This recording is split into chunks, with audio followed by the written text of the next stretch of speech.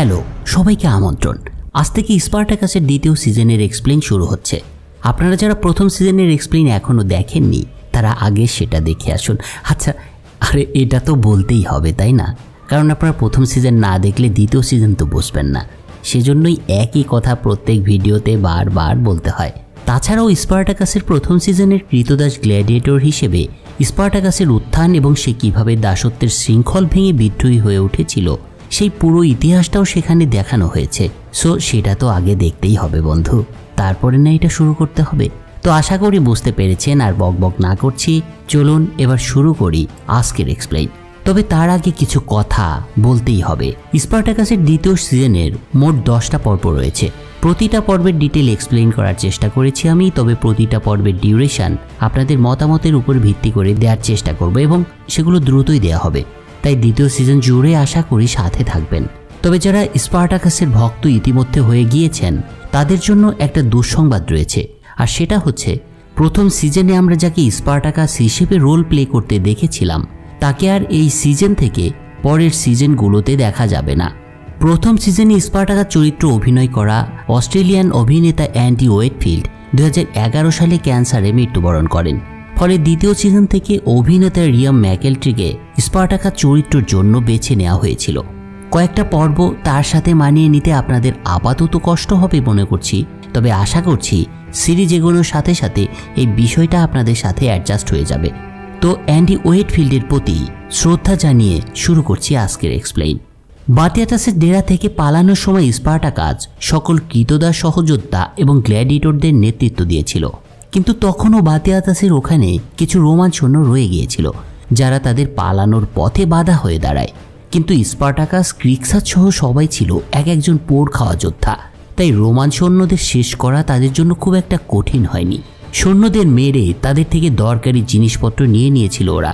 কিন্তু স্পার্টাকাস চাইছিল রোমান সাম্রাজ্যের জন্য একটা মেসেজ রেখে যেতে, যেটা রোমানরা কখনো চিন্তাও করতে পারেনি। সেদিন ঠিক সেটাই করেছিলেন স্পার্টাকাস। সে তার উপস্থিতি জানান দিতে চাইছিল রোমানদের কাছে, তাই ইচ্ছাকৃতভাবে স্পার্টাকাস এক সৈনিকের শরীরে একটা বার্তা রেখে গিয়েছিল।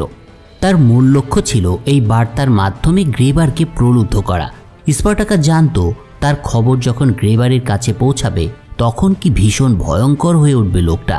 তার ধারণা মতোই বাতিয়াটাসের ডেরার ম্যাচাকারের খবর দ্রুতই রোমে পৌঁছে গিয়েছিল, কিন্তু প্রথম দিকে গ্রেবার এটাকে খুব একটা পাত্তা দিতে চায়নি। সেটাকে খুব ছোটোখাটো একটা বিষয় হিসেবে দেখেছিল। গ্রেবারের ধারণা ছিল কৃতদাস বিদ্রোহ হতেই পারে, এটা নিয়ে এত মাথা ঘামানোর কি আছে। কিন্তু এক রোমান বৃদ্ধ আইন প্রণেতা, যাদেরকে রোমান ম্যাজিস্ট্রেট বলা হতো, তিনি গ্রেবারের মনোভাবের কারণে তাকে ভীষণ বকাঝকা করেন। বৃদ্ধ তাকে বলেন তার যদি বাতিয়াটাসের প্রতি সমর্থন না থাকতো তবে এসবের কিছুই ঘটতো না। গ্রেবারের খামখেয়ালির কারণে রোমের 1 ডজনেরও বেশি অভিজাত নাগরিককে হত্যা করা হয়েছিল। বাতিয়াটাস হাউজের সেই ঘটনা পুরো রোমকে সে সময় একেবারে হতবাক করে দিয়েছিল। লোকটা সেদিন তাকে আরও বলেছিল এই বিষয়টা যদি সে ভালোভাবে হ্যান্ডেল করতে না পারে তবে রোমান সেনেটে গ্রেবার বেশি দিন টিকে থাকতে পারবে না। অন্যদিকে হাউস অব বাতিয়াটাসের সকল কৃতদাস স্পার্টাকাসের এই বিদ্রোহে সমর্থন জানিয়ে তার সাথে চলে এসেছিল।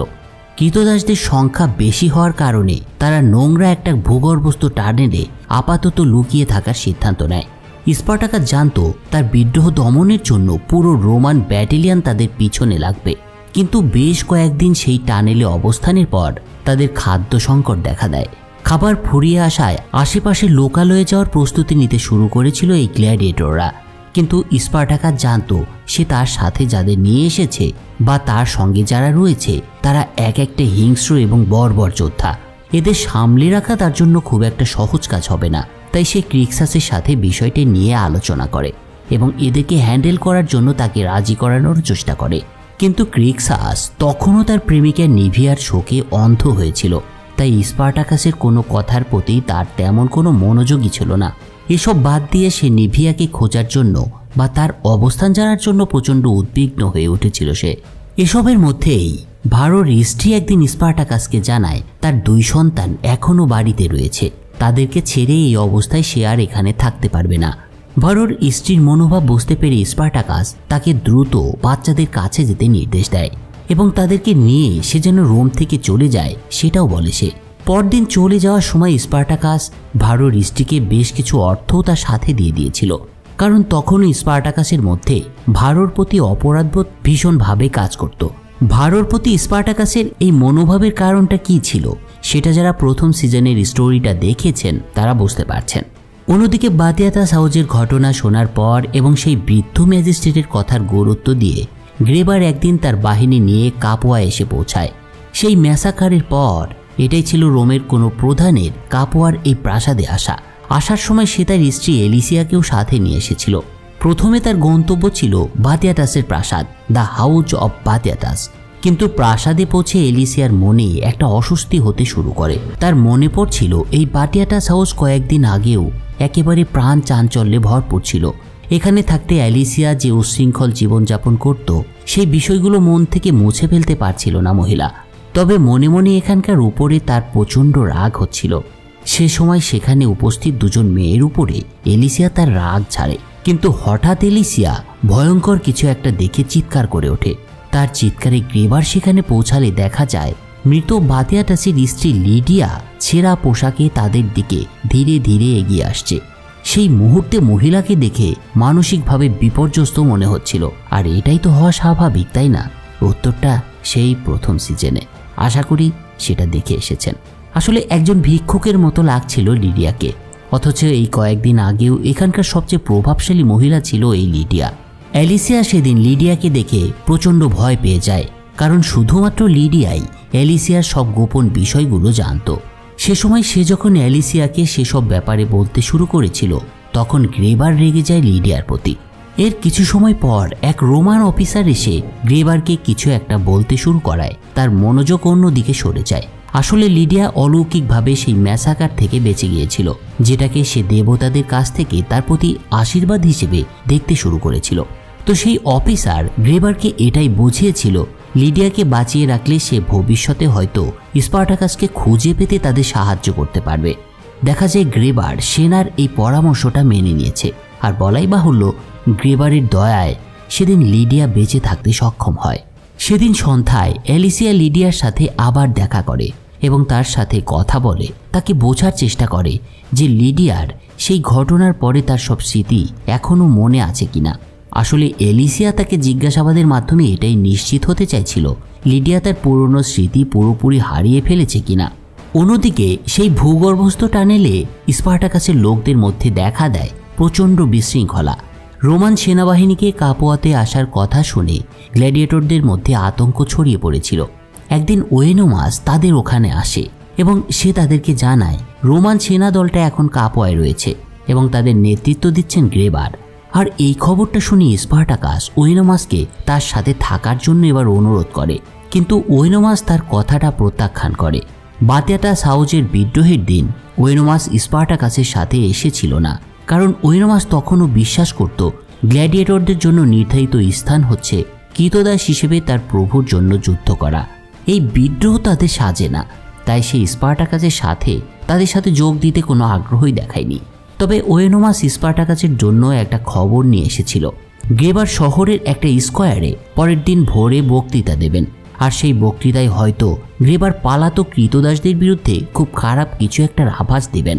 এই খবরটা জানানোর জন্যই মূলত ওয়েনোমাস তাদের ওখানে এসেছিল। এসব কথা বলার পরে ওয়েনোমাস স্পার্টাকাসকে বলে দেরি না করে স্পার্টাকাসের উচিত সবাইকে নিয়ে এখান থেকে পালিয়ে যাওয়া, কারণ গ্রেবার তাদের খোঁজার জন্য হন্যি হয়ে উঠেছে। কিন্তু স্পার্টাকাস ছিল অন্য ধাতের একজন মানুষ, আর যাই হোক পালিয়ে যাওয়ার মানুষ ছিল না এই বীর যোদ্ধা স্পার্টাকাস। তাই ওয়েনোমাসের পরামর্শ সরাসরি প্রত্যাখ্যান করে সে। স্পার্টাকাস তখনও ভাবত তার স্ত্রী সোরার মৃত্যুর জন্য গ্রেবারই দায়ী এবং স্ত্রী হত্যার প্রতিশোধ নিতে সে দৃঢ় প্রতিজ্ঞ ছিল। তবে স্পার্টাকাসের মনোভাব বুঝতে পেরে ক্রিক্সাস তার বিরোধিতা করে বসে।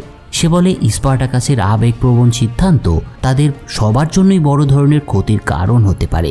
এছাড়া সে আরও বলে গ্ল্যাডিয়েটর হিসেবে তাদের বর্তমানে গ্রেবারের বাহিনীর বিরুদ্ধে লড়াই করা প্রায় অসম্ভব, কারণ ক্ষুধা এবং নানা রকমের অসুবিধায় তাদের দেহে আর আগের মতো সেই শক্তি নেই। কিন্তু স্পার্টাকাস তার কথার কোনো পাত্তাই দেয় না। সে গ্রেবারের বিরুদ্ধে তার প্রতিশোধ নেওয়ার সিদ্ধান্তে একেবারে অটুট থাকে। পরের দিন খুব ভোরে ক্রিক্সাস এবং তার কিছু অনুসারী গ্ল্যাডিয়েটর ছদ্মবেশে কাপুয়ার দক্ষিণ দিকে পালানোর প্রস্তুতি নেয়। ভূগর্ভস্থ টানেল থেকে বেরিয়ে পড়ার আগে তারা যখন স্পার্টাকাসের সাথে বিদায় জানাতে দেখা করতে আসে, তখন ক্রিক্সাস লক্ষ্য করে স্পার্টাকাস কোথাও নেই। তবে এর একটা কারণ ছিল। কারণটা হলো সেই মুহূর্তে বাজারের ভিড়ের মধ্যে আমরা স্পার্টাকাসকে দেখতে পাই। দেখা যায় গ্রেবারের মিটিংয়ের জায়গায় সে এসে দাঁড়িয়েছে। আর কিছুক্ষণের মধ্যেই গ্রেবার একদল সৈন্য নিয়ে সেখানে উপস্থিত হয়। এ সময় লিডিয়াকে সবার সামনে উপস্থিত করা হয়। গ্রেবার সবার উদ্দেশ্যে লিডিয়াকে দিয়ে বলানোর চেষ্টা করে স্পার্টাকাস হচ্ছে একজন নৃশংস খুনি এবং তাকে যে ধরিয়ে দিতে পারবে তার জন্য পুরস্কারের ব্যবস্থা রয়েছে। এরপর সেখানে এক মহিলাকেও ধরে নিয়ে আসা হয়। দেখা যায় এই মহিলা প্রচণ্ড আহত হয়েছে। ভালোভাবে খেয়াল করে স্পার্টাকাস দেখতে পায়, আরে এটা তো আরেলিয়া, অর্থাৎ এই মহিলাটা ছিল ভারোর স্ত্রী। আরেলিয়াকে দেখে স্পার্টাকাস বুঝতে পারে শেষ পর্যন্ত মেয়েটা রোম থেকে পালাতে ব্যর্থ হয়েছে। আরেলিয়াকে প্রচণ্ড অত্যাচার করা হয়েছিল, আর এটা দেখে রাগে ফেটে পড়ে স্পার্টাকাস এবং সে তার অস্ত্র বের করে গ্রেবারের দিকে 7 পাস না ভেবেই ছুটে যায়। কিন্তু চরম বিশৃঙ্খলার মধ্যে স্পার্টাকাস খুব একটা সুবিধা করতে পারে না। সে তলোয়ারটা গ্রেবারের উদ্দেশ্যে চালালেও শুধু গ্রেবারের হাতে সামান্য আঘাত ছাড়া খুব বেশি কিছু করতে পারে না সেটা। তবে তাকে দেখে এ সময় গ্রেবারের বেশ কিছু সৈন্য স্পার্টাকাসকে ঘেরাও করে ফেলে এবং তাকে একটা ফাঁদে আটকে ফেলে। আর এই অবস্থায় সেই মুহূর্তে ক্রিক্সাস তার কয়েকজন সঙ্গীকে নিয়ে সেখানে হাজির হয়। আসলে টানেলে স্পার্টাকাসকে না দেখে ক্রিক্সাস বুঝতে পেরেছিল স্পার্টাকাস কোথায় থাকতে পারে। এছাড়া সে স্পার্টাকাসকে তার ভাই হিসেবেও এতদিনে ভাবতে শুরু করেছিল। তো বাজারের মধ্যে সেই খণ্ড যুদ্ধের মধ্যেই ক্রিক্সাস লিডিয়াকেও দেখতে পায়। সেই ঘটনার পরেও যে এই মহিলা বেঁচে আছে এটা দেখে অবাক হয়ে যায় ক্রিক্সাস। ওদিকে স্পার্টাকাসও তখন লড়ে যাচ্ছিল রোমানদের সাথে, কিন্তু ক্রিক্সাস বুঝতে পারে এত সৈন্যদের সাথে তারা এই গজনে পেরে উঠবে না, তাই সবাইকে নিয়ে এসে সেখান থেকে পালিয়ে আসে। টানেলে ফিরে ক্রিক্সাস এবং মিলা স্পার্টাকাসের এই বেপরোয়া আচরণের জন্য অনেক রাগারাগি করে।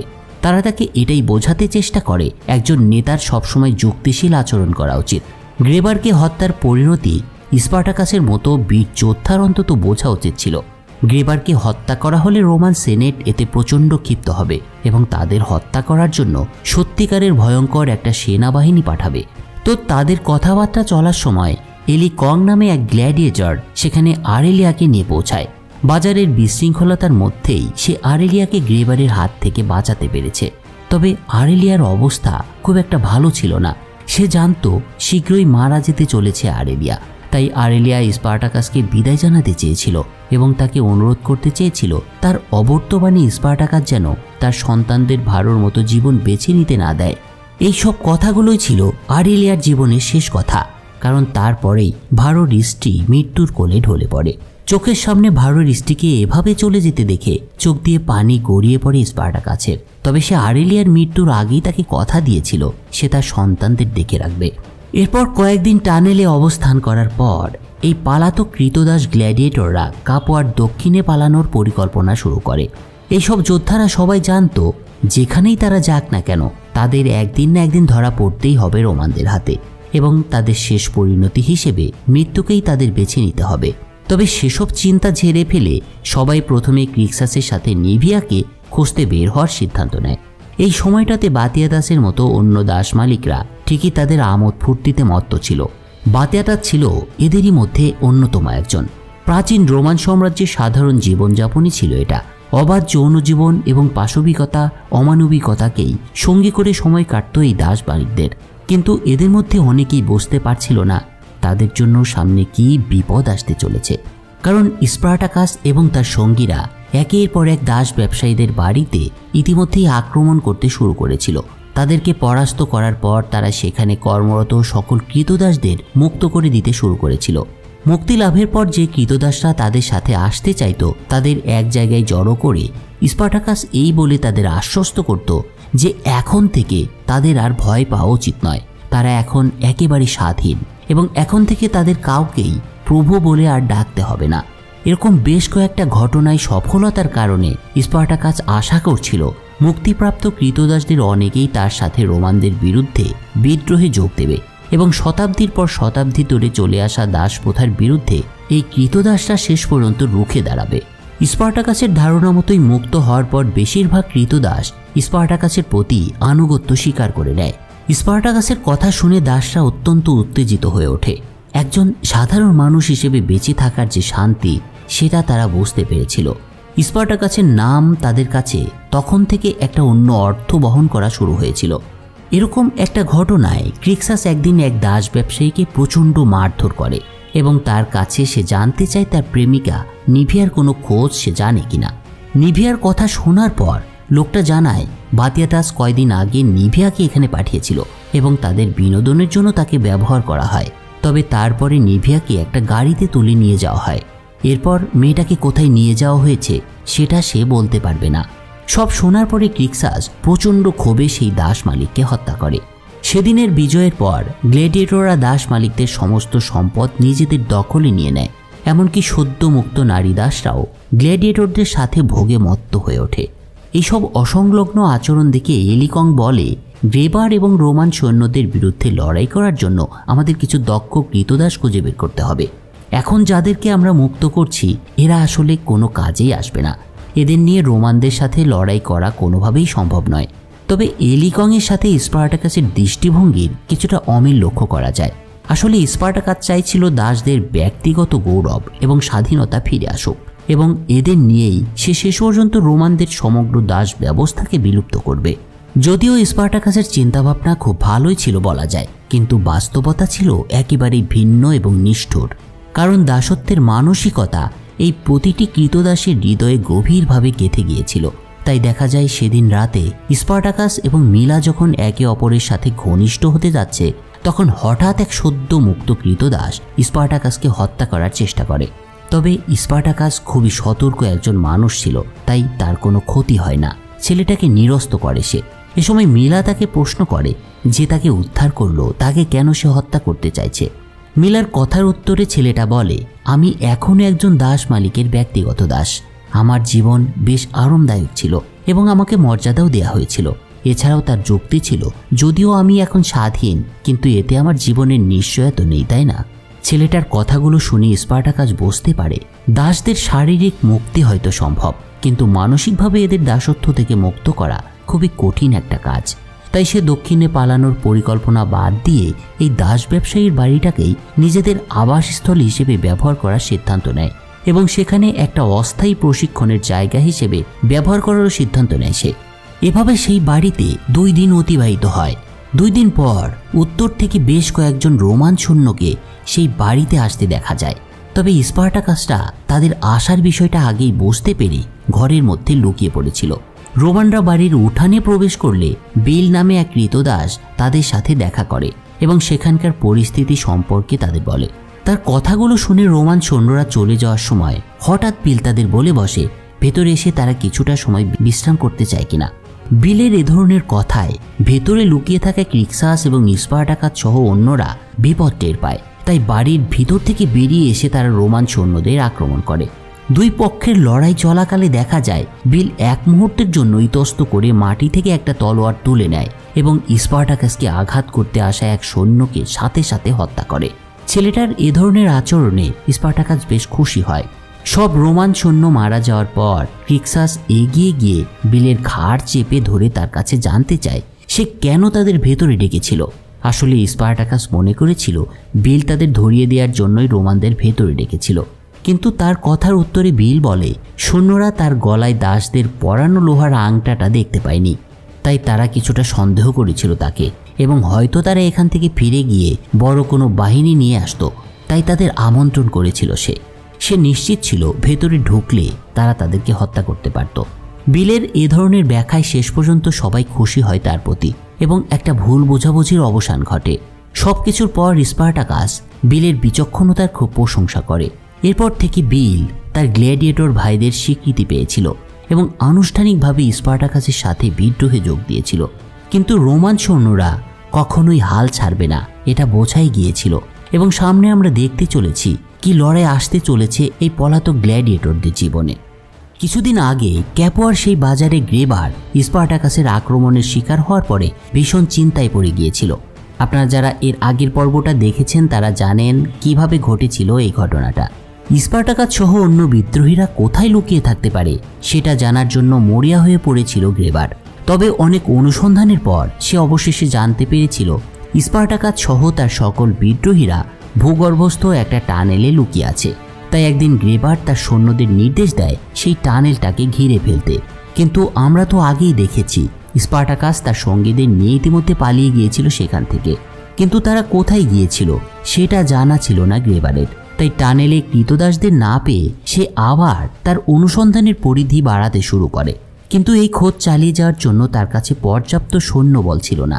অন্যদিকে আরেকটা ঘটনা ঘটতে শুরু করেছিল।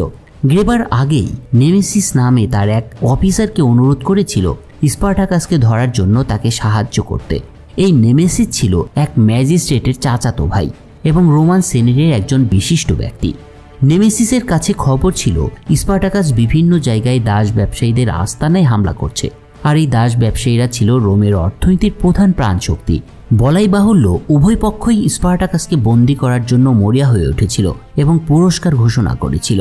আর অনেকটাই এই কারণেই সে গ্রেবারকে অতিরিক্ত সৈন্য দিতে অস্বীকার জানায়। মানে স্পার্টাকাসকে ধরতে এই গ্রেবার এবং নেমেসিস একে অপরকে ছাড় দিতে কোনোভাবেই রাজি ছিল না। অন্যদিকে লিডিয়ার মানসিক ভারসাম্যতা মাঝে মাঝেই পরিলক্ষিত হতো। সে একদিন গ্রেবারকে বলে বসে দেবতারা এখন গ্রেবারের বিরুদ্ধে চলে গিয়েছে, তাই সে এখনই স্পার্টাকাসকে ধরতে পারছে না। তাই যত দ্রুত সম্ভব তার একটা আচার অনুষ্ঠান পালন করা উচিত।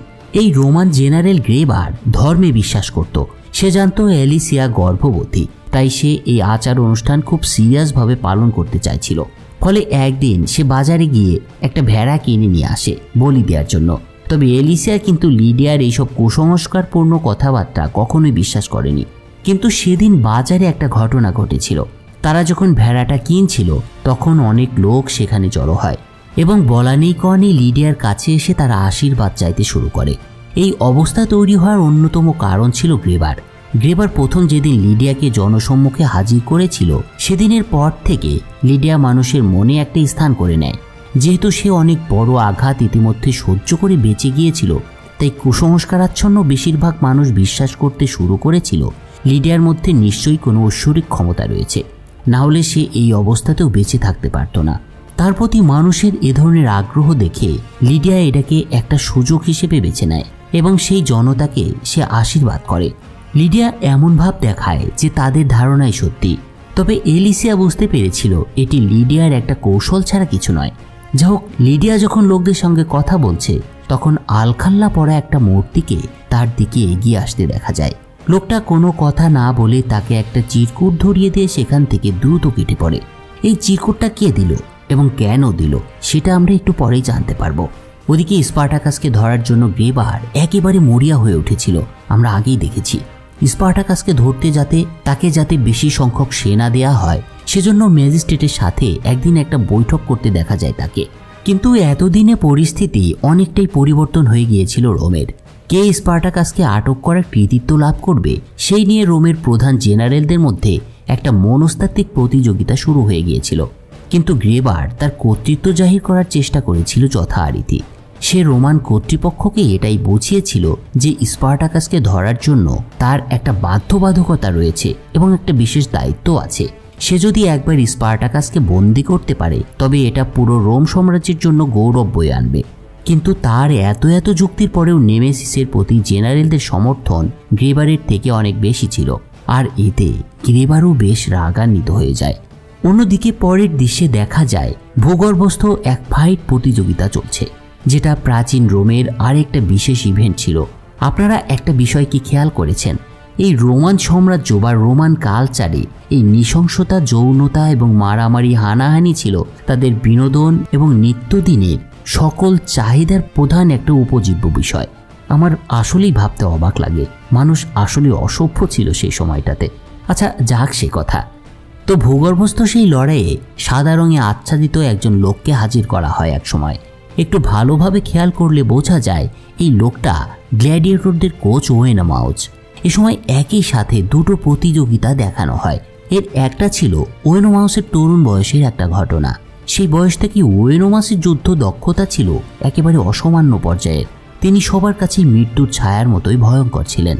আর এটাকে বাতিয়াতাজ খুব ভালোভাবে কাজে লাগিয়েছিল পরবর্তীতে তার হাউস অব বাথেট আছে। যারা প্রথম সিজনের এক্সপ্লেইন দেখেছেন তারা জানেন এই বিষয়টা। স্পার্টাকাসের বিদ্রোহের পর থেকে ওয়েনোমাস তাদের সাথে ঘনিষ্ঠভাবে যোগ দেয়নি, বিভিন্ন জায়গায় ফাইট লড়ে তার জীবন ধারণ করত। যা হোক, ফাইট করতে করতে একসময় দেখা যায় আলখাল্লায় ঢাকায় এক লোক এসে তার দিকে অস্ত্র তাক করে। কে ছিল এই লোকটা যে তাকে বন্দি করলো সেটা কিন্তু চমকে যাওয়ার মতো একটা বিষয়, তবে এটাও আমরা একটু পরেই দেখতে চলেছি। অন্যদিকে পরের দৃশ্যে দেখা যায় গ্রেবার লিডিয়ার হাতে একটা ছুরি তুলে দিচ্ছে, কারণ যে ভেড়াটা তারা বাজার থেকে কিনে এনেছিল সেটাকে বলি দিতে হবে। গ্রেবারের কাছ থেকে ছুরিটা নিয়ে প্রতারক মহিলা মন্ত্র উচ্চারণ করতে শুরু করে এবং এরপর ছুরিটা ভেড়ার গলায় চালিয়ে দেয় এবং সেই সাথে দেবতার কাছে প্রার্থনা শুরু করে লিডিয়া। কিন্তু সেখানে অলৌকিক কোনো ঘটনা বা ঈশ্বরের তরফ থেকে কোনো বিশেষ নির্দেশনা না আসায় গ্রেবার অনেকটাই হতাশ হয়ে পড়ে। তাই মনক্ষুণ্ণ হয়েই গ্রেবার একসময় সেখান থেকে চলে যায়। কিন্তু সেই মুহূর্তে এলিসিয়া লিডিয়াকে বিড়বিড় করতে দেখে তার মধ্যে একটা খারাপ চিন্তার উদ্ভব হয়।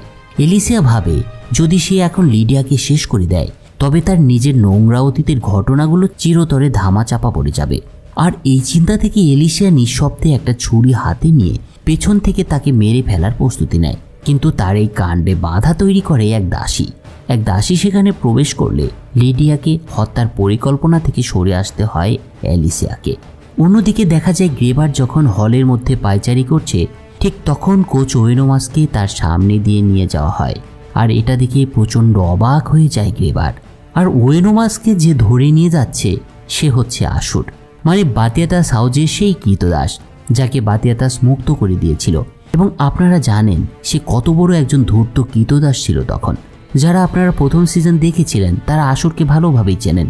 এই অসভ্য লোকটা কতটা ভুগিয়েছিল স্পার্টাকাসদের সেটা প্রথম সিজনে আমরা দেখেছিলাম।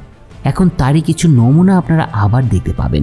লোকটা বাতিয়াতাসের বাড়ি থেকে সেই বিদ্রোহের দিনে কোনোভাবে পালিয়ে গিয়েছিল এবং পরবর্তীতে সে বুঝতে পেরেছিল নিজেকে বাঁচিয়ে রাখতে হলে তার একটা অবলম্বন দরকার, তাই সে রোমানদের সাহায্য করতে শুরু করে। তো এখন তো বোঝা গেল যে ওয়েনোমাসকে সেই ভূগর্ভস্থ লড়াইয়ের ময়দান থেকে এই আসুরই ধরে নিয়ে এসেছিল তাকে। কিন্তু ওয়েনোমাসকে নিয়ে কি করা হবে সেটা আমরা একটু পরে দেখছি। চলুন এই সুযোগে আমরা দেখার চেষ্টা করি স্পার্টাকাসটা ঠিক কী করতে চলেছিল। পরের দৃশ্যে দেখা যায় একটা গাড়ি জঙ্গল থেকে বেরিয়ে রোমানদের একটা খনির দিকে যাওয়া শুরু করেছে। গাড়ির ছাউনির মধ্যে কয়েক ডজন দুর্বল অসহায় দাসদের দেখতে পাওয়া যায় এবং এদেরই নিয়ে যাওয়া হচ্ছিল খনিতে কাজ করানোর জন্য। জঙ্গলের মধ্য দিয়ে কিছুক্ষণ চলার পর গাড়িটা হঠাৎ দাঁড়িয়ে পড়ে আর এ সময় ভূতের মতো সেখানে হাজির হয় স্পার্টাকাসের বাহিনী।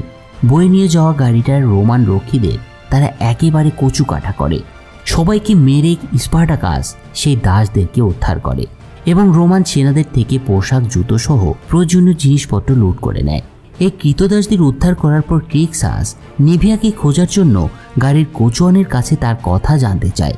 আসলে মেয়েটার প্রচণ্ড ভালোবাসায় ক্রিক্সাস একেবারে অন্ধ হয়ে গিয়েছিল আর সে কারণেই তাকে ভুলতে পারছিল না সে। তবে এর মধ্যে এলিকংয়ের কাছে নিভিয়ার চেহারার বিশদ বিবরণ শোনার পর কোচওয়ান কাঁপতে শুরু করে এবং ভয়ে ভয়ে তাকে বলতে থাকে এরকম একটা মেয়েকে সে এর আগে একবার দেখেছিল এবং এখন সেই মেয়েটা একটা খনিতে কাজ করছে, তাকে সেখানেই রাখা হয়েছে। কোচওয়ানের কথা শেষ হওয়ার আগেই এলিকং তাকে হত্যা করে, কিন্তু ক্রিক্সাসকে এই বিষয়টা সে বলে না। ওদিকে ক্রিক্সাস নিভিয়ার কষ্টে প্রচণ্ড গর্জে উঠতে শুরু করে। স্পার্টাকাস তার অনুভূতিটা বুঝতে পেরে তাকে সান্ত্বনা দেয়, কারণ সেও তো তার স্ত্রীকে হারিয়েছিল যে ছিল তার সবচেয়ে প্রিয় একজন মানুষ। এরপরে স্পার্টাকাস একটা মানচিত্র বের করে এবং এলিকে সাথে নিয়ে পরবর্তী পদক্ষেপ তাদের কি হবে সেটা নিয়ে আলোচনায় বসে। স্পার্টাকাস এবং এলিকং চাইছিল নিভিয়াকে উদ্ধার করতে গিয়ে নিজেদের বিপদে না ফেলতে, তাই সে স্পার্টাকাসকে পরামর্শ দেয় তারা ভিসুভিয়াস পর্বতের কাছে একটা আস্তানা করতে পারে। তার মত হলো সেখানে ঘাঁটি গাড়লে রোমান সেনাদের হাত থেকে রক্ষা পাওয়া তুলনামূলক সহজ হবে। এছাড়া সে আরও বলে তারা উত্তর পশ্চিমের নেপলসের দিকেও যেতে পারে। প্রাচীন রোমের এই নেপল ছিল এমন একটা স্থান যেখানে রোমান বন্দীদের কৃতদাস হিসেবে বিক্রি করা হতো, মানে দাস বাণিজ্যের পীঠস্থান বলা হতো নেপলসকে। এই এলিকংয়ের ব্যতিক্রমী একটা সামরিক প্রতিভা ছিল, ফলে স্পার্টাকাস তার পরিকল্পনার সাথে একমত হয়। এদিকে যখন এই আলোচনায় ব্যস্ত এরা, তখন অন্যদিকে ক্রিক্সাস তার প্রিয়তমার দুঃখে একেবারে ভেঙে পড়েছিল। তার মন অতীতের স্মৃতিচারণে সব সময় ব্যস্ত থাকত। ক্রিক্সাসের এই অবস্থা দেখে স্পার্টাকাস তাকে সান্ত্বনা দেয় এবং উৎসাহিত করতে শুরু করে। অন্যদিকে বিলকেও গভীর অপরাধ বোধে ভুগতে দেখা যায়। আসলে সেও ক্রিক্সাসের এরকম কষ্ট পাওয়া দেখে নিজেকে আর সহ্য করতে পারছিল না। সে চাইছিল নিভিয়া যেহেতু এখনো বেঁচে আছে তাই তাকে উদ্ধার করা হোক, কিন্তু এলি কং এই কথাটার বিরোধিতা করে। যদিও এর যথাযথ একটা কারণও ছিল। যে খনিতে নিভিয়াকে রাখা হয়েছিল সেটাতে রোমানদের কঠোর পাহারার ব্যবস্থা ছিল। তবে এই মতবিরোধিতা এলি কং এবং ক্রিক্সাসের অনুসারীদের মধ্যে একটা বড় ধরনের মত পার্থক্য তৈরি করে। সেদিন সন্ধ্যায় এই মত পার্থক্য নিয়ে তাদের মধ্যে যুদ্ধের মতো একটা পরিস্থিতি তৈরি হয়। তবে সব যুক্তিতর্ক শেষ করে স্পার্টাকাস জানায় আগামীকাল তারা একসাথে মাউন্ট ভিসুভিয়াসের উদ্দেশ্যে রওনা হবে। পরের দিন সকালে সবাই যাওয়ার জন্য যখন প্রস্তুত হয় তখন ক্রিক্সাস বিলকে সাহায্য করার প্রস্তাব দিয়েছিল এবং তার অতীত আচরণের জন্য তার কাছে ক্ষমা চেয়েছিল। এই দৃশ্যটি দেখে দয়ালু বিল কিছুক্ষণের জন্য ইতস্তত করে এবং অবশেষে সে সিদ্ধান্ত নেয় ক্রিক্সাসকে নিভিয়ার কথাটা বলে দেবে। সে তাকে বলে নিভিয়া এখনও বেঁচে আছে এবং তাকে খনিতে পাঠানো হয়েছে। নিভিয়া বেঁচে রয়েছে এবং তাকে উদ্ধার করার পরিবর্তে তারা নেপলসের দিকে যাচ্ছে। এই সিদ্ধান্তে ক্ষুব্ধ হয়ে ওঠে ক্রিক্সাস। সে ক্ষোভে ফেটে পড়ে এলি কংয়ের উপর। তবে সার্বিক পরিস্থিতি বিবেচনা করে স্পার্টাকাস সিদ্ধান্ত নেয় তারা আগে নিভিয়াকে খনি থেকে উদ্ধার করবে, তারপরে অন্য চিন্তা। কিন্তু স্পার্টাকাসের এ ধরনের সিদ্ধান্তের পরেও এলি কং তার ভিসুভিয়াসের দিকে রওনা হওয়ার সিদ্ধান্তে অটল ছিল। তো দেখা যায় এরপর নিভিয়াকে উদ্ধারের জন্য স্পার্টাকাস ক্রিক্সাসের সাথে খনিতে আক্রমণ করার পরিকল্পনা শুরু করেছে।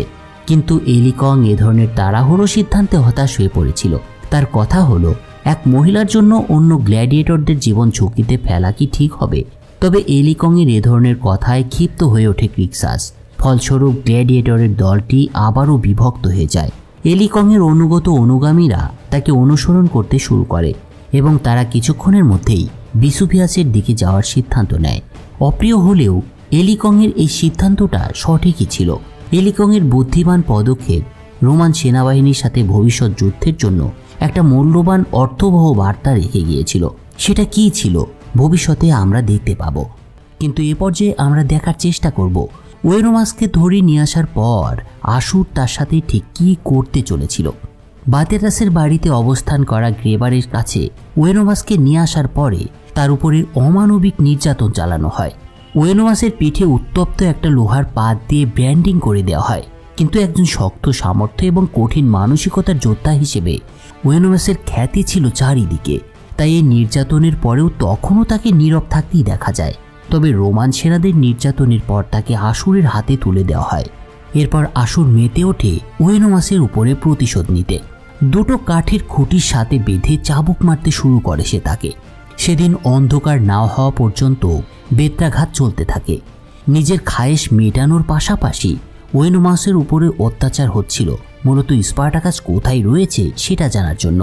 কিন্তু এত অত্যাচার সহ্য করার পরেও একেবারে নিশ্চুপ ছিল এক সময়কার প্রভাবশালী এই ক্রীতদাস ট্রেনার। ওয়েনোমাসকে পেটানো শেষ হলে তার সাথে দেখা করতে আসে লিডিয়া। আশুর তাকে বলে সে একজন জঘন্য দাস ছিল এবং এর কারণেই লিডিয়া মৃত্যুর দ্বার প্রান্তেও পৌঁছে গিয়েছিল। লিডিয়ার পেটের আঘাতে তৈরি হওয়া ক্ষতগুলি আশুরই সেলাই করেছিল সেই ম্যাসাকারের দিন। তার খাবার এবং পোশাকের ব্যবস্থা করেছিল আশুর। এছাড়া সাধারণ মানুষের কাছে লিডিয়া আজকে যে দেবতায় পরিণত হয়েছে সেটাও আশুরেরই কারণে।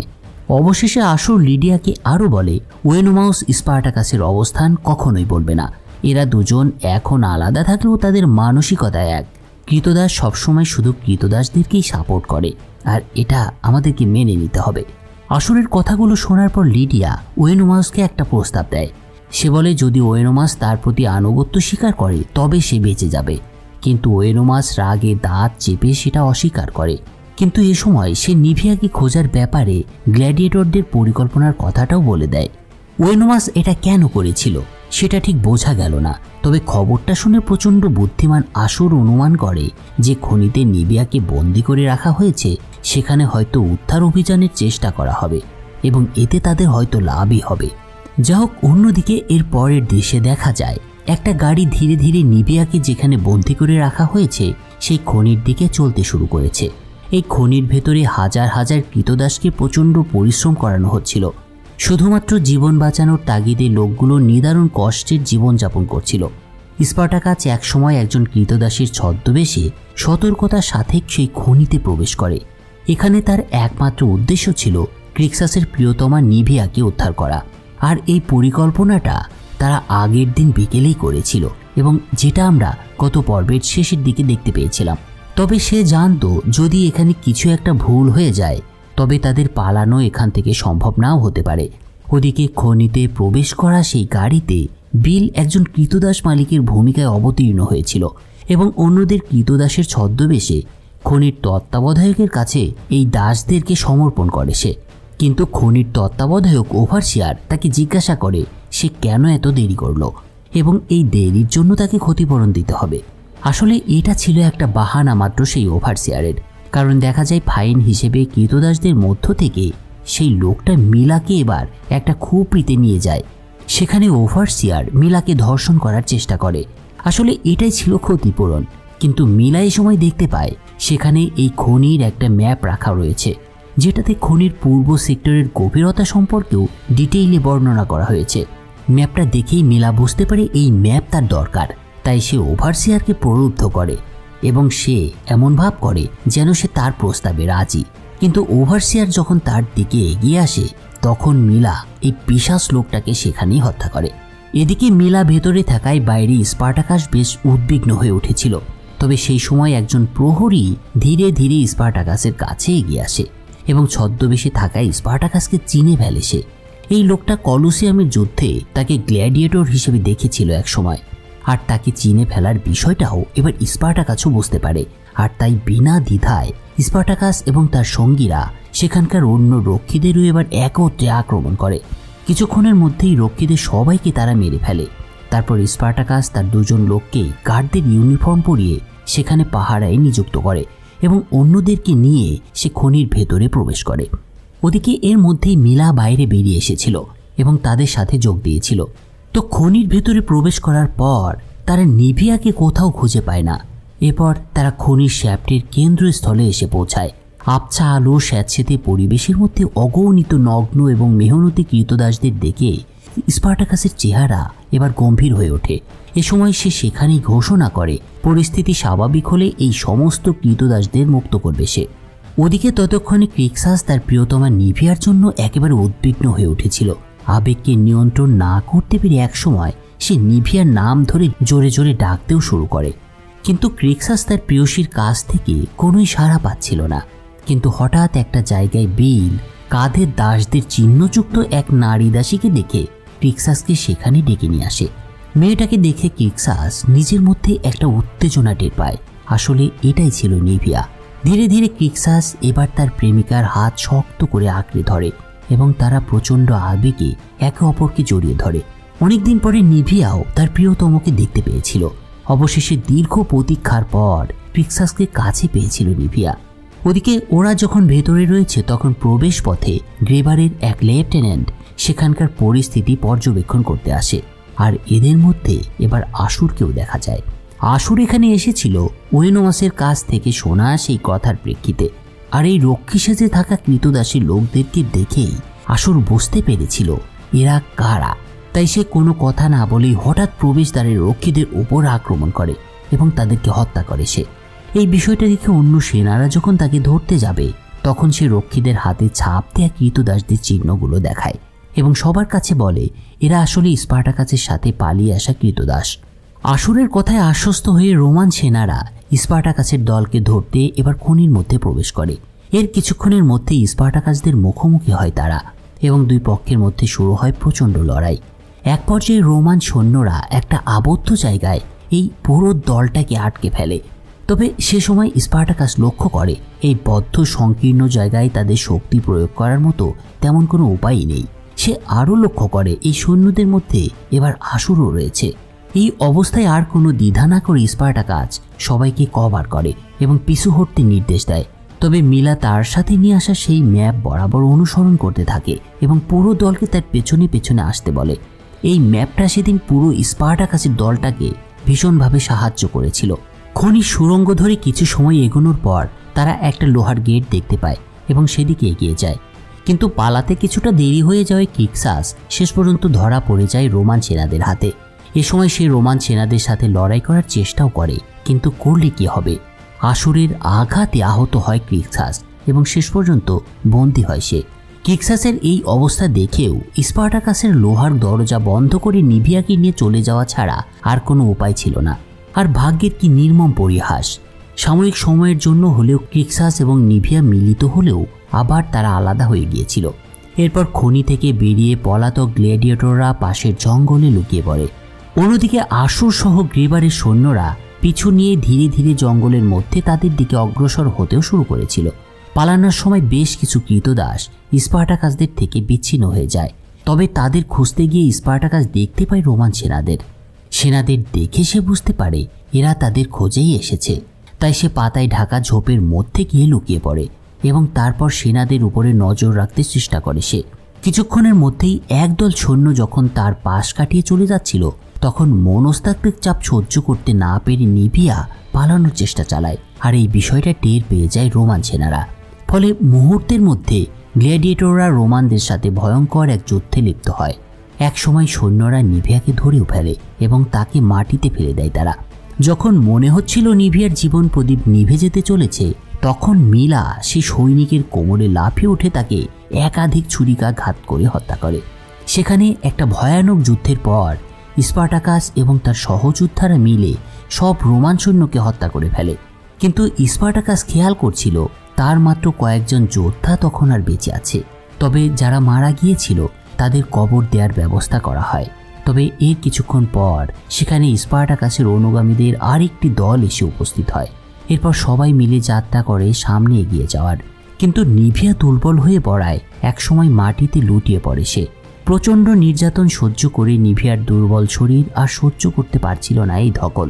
নিভিয়ার এই অবস্থা দেখে বিল এবং মিলা এবার তাকে সাহায্য করার চেষ্টা করে। যা হোক, অন্যদিকে আসুর এবং গ্রেবারের ডেপুটি লেফটেন্যান্ট একসময় সেই স্থানে এসে পৌঁছেছিল যেখানে কিছুক্ষণ আগে স্পার্টাকাসের সাথে রোমানদের যুদ্ধ হয়েছিল। চারিদিকে রোমান সেনাদের মৃতদেহ পড়ে থাকতে দেখে আসুর বুঝতে পারে কিছুক্ষণ আগে এখানে একটা যুদ্ধ হয়েছে। থমথমে পরিবেশ দেখে লেফটেন্যান্ট তার লোকদের সতর্কতার সাথে ক্রীতদাসদের মৃতদেহগুলোকে গাছের সাথে ঝুলিয়ে দেওয়ার পরামর্শ দেয়। আসুর জানত এই সামান্য কয়েকজন রোমান সেনা নিয়ে স্পার্টাকাস এবং তার দলকে ধরা কঠিন হবে। তাই সে ডেপুটিকে বলে আরও কিছু সৈন্যকে সেখানে নিয়ে আসতে, যাতে শক্তি বৃদ্ধি করা যায়। কিন্তু ডেপুটি এবার সরাসরি আসুরের প্রস্তাব প্রত্যাখ্যান করে। উপরন্তু সে তার সৈন্যদের কয়েকটা দলে বিভক্ত হয়ে আশেপাশে তল্লাশি চালানোর নির্দেশ দেয়। এই ডেপুটির বিশ্বাস ছিল সাধারণ কয়েকজন ক্রীতদাসের সাথে তার প্রশিক্ষিত সৈন্যরা খুব সহজেই পেরে উঠবে। এদিকে এরা যখন স্পার্টাকাসদের খোঁজায় ব্যস্ত, তখন অন্যদিকে স্পার্টাকাসের কিছু যোদ্ধা বিশ্রামের জন্য মাটিতে বসে পড়ে। আর এর কিছু সময় পর তারা হঠাৎ রোমান সৈন্যদের আক্রমণের শিকার হয়। ফলে আবার শুরু হয় একটা লড়াই, সারভাইভ করার লড়াই। কিন্তু মিলাকে বাঁচাতে গিয়ে বিল একসময় পেটে ছুরিকাঘাত খায়। তবে সৌভাগ্যবশত স্পার্টাকাস অত্যন্ত দক্ষ ছিল, তাই সে বাকি সৈন্যদের হত্যা করতে সক্ষম হয়। বিলের আঘাতের কারণে পরিস্থিতি আরও খারাপ হয়ে গিয়েছিল। স্পার্টাকাস খেয়াল করে মাত্র 3 জন গ্ল্যাডিয়েটর লড়াই করার অবস্থায় আছে। তাছাড়া মিলা নিজেও এখন বেশ ক্লান্ত এবং তার নিভিয়াকে বয়ে নিতে হচ্ছিল। ফলে চলার ক্ষমতাও হ্রাস পাচ্ছিল তার। দলের সবার অবস্থা দেখে স্পার্টাকাস তার 2 সঙ্গীকে ভেসুভিয়াস আগ্নেয়গিরির দিকে যেতে নির্দেশ দেয়। স্পার্টাকাস আশা করছিল ভেসুভিয়াসের দিকে গেলে হয়তো এলিকনকে তারা খুঁজে বের করতে পারবে। কিন্তু এ সময় হঠাৎ তারা কিছু সৈন্যের কণ্ঠস্বর শুনতে পায় এবং আবারও সামনে এগোতে শুরু করে। মাত্র কয়েক মিনিট হাঁটার পর গাছে ঝুলানো অবস্থায় তাদের সহকর্মীদের দেখতে পায় স্পার্টাকাস। এ সময় রোমান সেনাদের আর একটা দল তাদেরকে তাড়া করে আসে। এরা ছিল আসুর এবং ডেপুটির সেনা দল। ভয়ঙ্কর মানুষগুলোকে দেখে এবার স্পার্টাকাস কিছুটা হতাশই হয়ে যায়। কিন্তু এই পোড়খাওয়া মানুষটি সত্যিই একজন কঠিন মানুষ ছিল, যে কোনো পরিস্থিতিকেই সে মোকাবেলা করতে সক্ষম ছিল। তো সেখানে সেদিন স্পার্টাকাস একাই রোমান সৈন্যদের সাথে যেভাবে লড়েছিল এবং একে একে সকলকে হত্যা করেছিল, সেটার বর্ণনা দেওয়া প্রচণ্ড কঠিন কাজ। গ্রেবারের ডেপুটি যে দলটির নেতৃত্ব দিচ্ছিলেন, সে পেটে প্রচণ্ড আঘাত পায় এবং পালিয়ে একটা জায়গায় চলে আসে। কিন্তু তারপরেও সে তার আশেপাশের সৈন্যদের কাছে সাহায্যের জন্য চিৎকার করে। কিন্তু আসুর জানত এই চিৎকারে স্পার্টাকাস তাদের উপস্থিতি টের পেয়ে যাবে, ফলে এতে তার জীবনও বিপন্ন হবে। তাই সে ডেপুটিকে সেখানে হত্যা করে ফেলে। অন্যদিকে বার্দিয়াটাস হাউস থেকে গ্রেবার কয়েকদিন পর রোমে ফিরে এসেছিল এবং অনেকটা অতিষ্ঠ হয়ে উঠেছিল সে। স্পার্টাকাসকে বেশ কয়েক মাস ধরেই তাড়া করা হচ্ছিল, কিন্তু তার সব প্রচেষ্টাই একে একে ব্যর্থ হয়ে যাচ্ছিল। এরকমই একদিন গ্রেবারের শ্বশুর এবং ভ্যালিয়াস নামে রোমের একজন প্রশাসনিক কর্মকর্তা তার সাথে দেখা করতে আসে। ভ্যালিয়াস ছিল স্থানীয় প্রশাসকের চাচাতো ভাই এবং গ্রেবারের সমান পদে অধিষ্ঠিত ছিল সে। কিন্তু এই দুজনের মধ্যে প্রায় সবসময়ই একটা মতপার্থক্য দেখা যেত। ভ্যালিয়াসের খুব ভালো একটা পারিবারিক ঐতিহ্য ছিল। তো সেদিন এলিসিয়া ভ্যালিয়াসের জন্য প্রাসাদে একটা ভোজসভার আয়োজনের প্রস্তাব দেয়। এলিসিয়া চাইছিল তাদের সম্মানে কিছু করা হলে এরা স্পার্টাকাসকে ধরতে গ্রেবারকে অন্তত সাহায্য করতে পারবে। কিন্তু গ্রেবারের মত ছিল অন্যরকম। সে তখনও লিডিয়ার উপরে ভরসা করেছিল। সে বিশ্বাস করত লিডিয়ার ভবিষ্যৎবাণী একদিন সত্যি হবে এবং স্পার্টাকাস তার হাতেই মারা পড়বে। গ্রেবারের এ ধরনের মানসিকতা এলিসিয়াকে তার থেকে দিনে দিনে সরিয়ে দিচ্ছিল, কারণ এলিসিয়া কখনোই এই তন্ত্র মন্ত্র বা আধ্যাত্মিকতায় বিশ্বাস করত না। কিন্তু গ্রেবার ছিল তার ঠিক উল্টো। তাই এলিসিয়ার মনে এবার নতুন পুরুষের চিন্তাও উদয় হতে শুরু করেছিল। মানে সে গ্রেবারকে ছেড়ে এবার ভ্যালিয়াসের দিকে তার মনোযোগ দিয়েছিল। এরপর একদিন গ্রেবার রোম থেকে আবার ক্যাপোয়াতে ফিরে আসে। সেদিন সেখানে কিছু সৈন্যকেও আসতে দেখা যায়। তারা সাথে করে কয়েকজন বন্দীকে নিয়ে এসেছিল। তবে অবাক করা বিষয় হলো এই বন্দীদের মধ্যে ক্রিক্সাসও ছিল। আর ক্রিক্সাসকে দেখে গ্রেবার প্রচণ্ড খুশি হয়ে ওঠে এবং ক্রিক্সাস সহ পালাতক বন্দীদের অন্ধকূপে বন্দি করার নির্দেশ দেয় সে।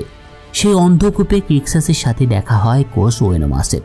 ক্রিক্সাসদের আটক করা উপলক্ষে সেদিন প্রাসাদে বিরাট একটা ভোজসভার আয়োজন করা হয়। টিপিক্যাল রোমান সংস্কৃতির নামে নারীদের নগ্নদেহের দুর্দান্ত প্রদর্শনী প্রভাবশালী এবং বিত্তশালী রোমান অতিথিদের কাছ থেকে প্রচুর প্রশংসা পেয়েছিল। ভোজ অনুষ্ঠান যখন চূড়ান্ত পর্যায়ে, তখন গ্রেবার তার সাম্প্রতিক গ্রেপ্তারের কথা গর্ব করে উপস্থিত অতিথিদের উদ্দেশ্যে বলতে শুরু করে। তার ঘোষণার পরেই স্পার্টাকাসের সবচেয়ে বিশ্বস্ত কয়েকজন যোদ্ধা মানে ক্রিক্সাস, ওয়েনোমাউস সহ অন্যদেরকে সেই মঞ্চে নিয়ে হাজির করা হয়। এরপর কৃতদাসদেরকে অত্যাচারের পৈশাচিক খেলায় মেতে ওঠেন এই প্রভাবশালীরা। নিজের খ্যাতিকে সবার সামনে প্রকাশ করার লক্ষ্যে গ্রেবার এবার ঘোষণা করেন এই কৃতদাসরা লিডিয়ার পরিবারকে ধ্বংস করে দিয়েছে, তাই তাদের শাস্তি দেয়া এখানকার সবার কর্তব্য। এ সময় সে লিডিয়াকে বলে ক্রিক্সাসকে শাস্তি দেওয়ার জন্য, কিন্তু লিডিয়া তাকে আঘাত করতে চায় না। তবে নিভিয়া বেঁচে আছে শুনে এবার লিডিয়া প্রচণ্ড ক্ষিপ্ত হয়ে ওঠে ক্রিক্সাসের প্রতি। কিন্তু অন্য গ্ল্যাডিয়েটররা এ সময় করুণ পরিণতির মুখোমুখি হয়। এই হতভাগ্য কৃতদাসদের জিহ্বা নিষ্ঠুরভাবে কেটে ফেলা হয়। এক কথায় বলা যায় তাদের সাথে জবাই করা পশুর মতো আচরণ করা হয়েছিল সেদিন। সবশেষে তাদেরকে নৃশংসভাবে হত্যা করা হয়। আসলে এগুলো সেই রোমান যুগে রোমান অভিজাতদের কাছে ছিল খুবই ছেলে খেলার মতো একটা ব্যাপার। একটা পশুরও যে সম্মানটা ছিল সেই সম্মানটা একজন কৃতদাসের ছিটে ফোটাও ছিল না। আশা করি এতক্ষণ যারা এই এক্সপ্লেইনটা দেখেছেন তারা এই বিষয়টা খুব ভালো বুঝতে পেরেছেন। তো যাই হোক, এরপরে দেখা যায় এলিসিয়াকে। কৃতদাসদের হত্যা করার সময় সে ভ্যালিয়াসের দিকে মোহিত হয়ে তাকিয়েছিল এবং তাকে তার স্বপ্ন পুরুষ হিসেবে মনে মনে কল্পনাও শুরু করেছিল সে।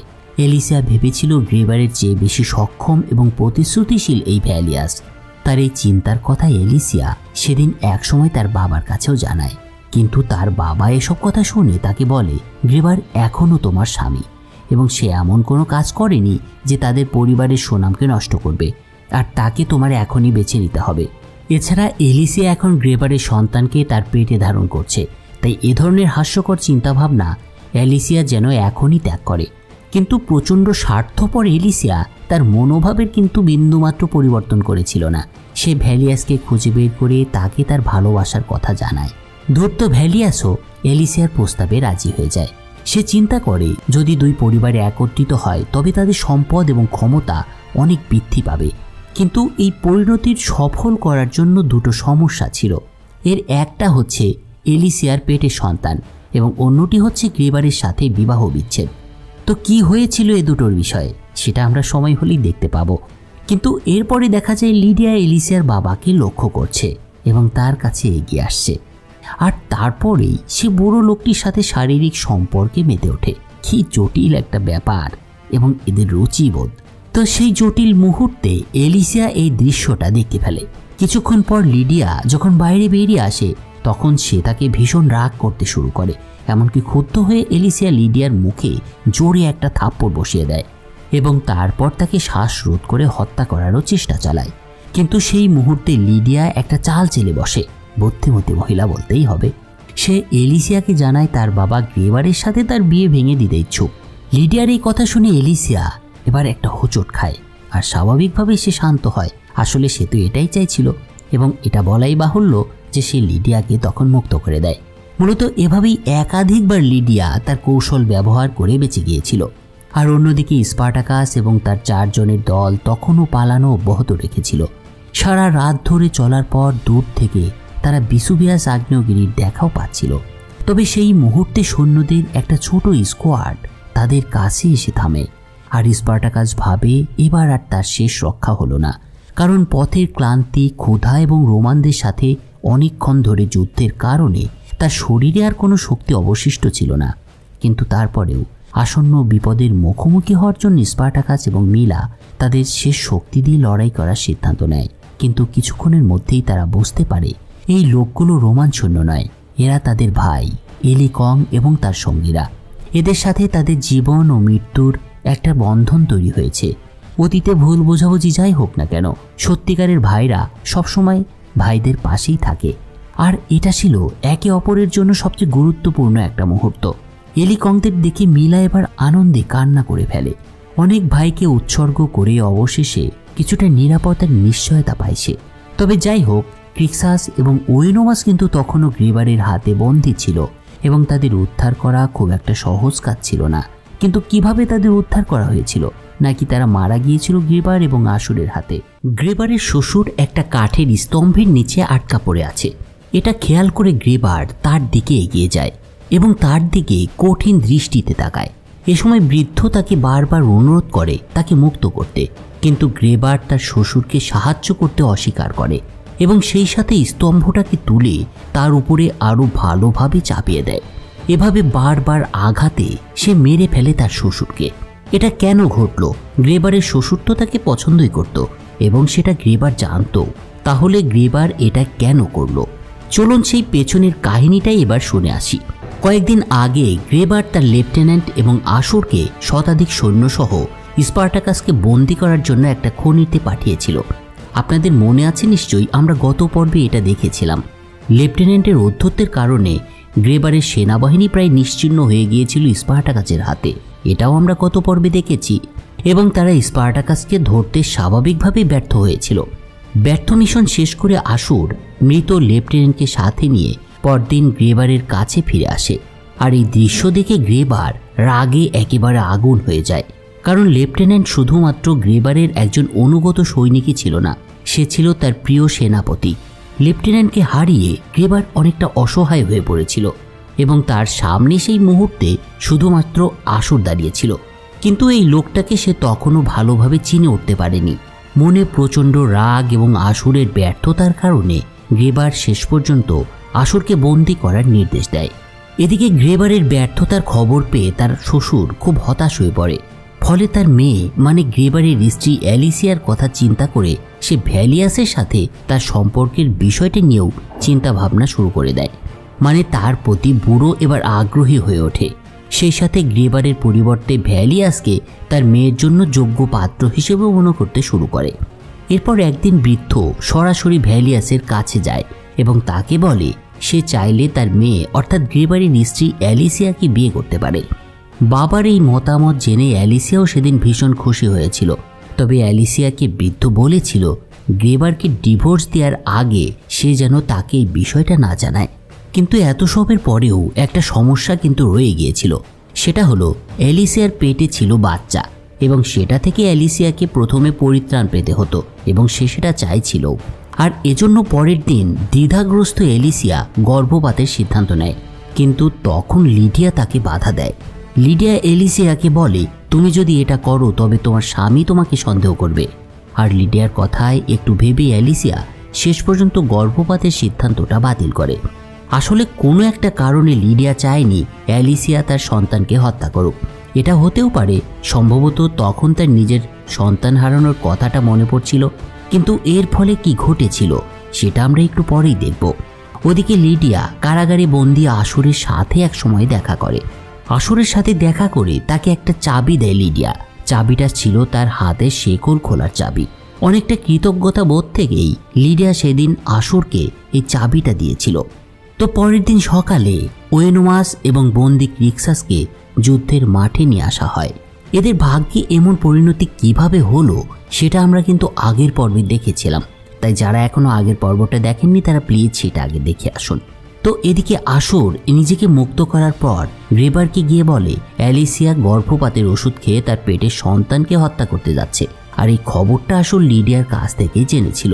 আসুরের কথাটা শুনে গ্রেবার সঙ্গে সঙ্গে তার স্ত্রীর ঘরে গিয়ে গর্ভপাতের বড়িগুলো খুঁজতে শুরু করে। আর এ সময় সেখানে এলিসিয়া এসে পৌঁছায় এবং সে মুখোমুখি হয় গ্রেবারের।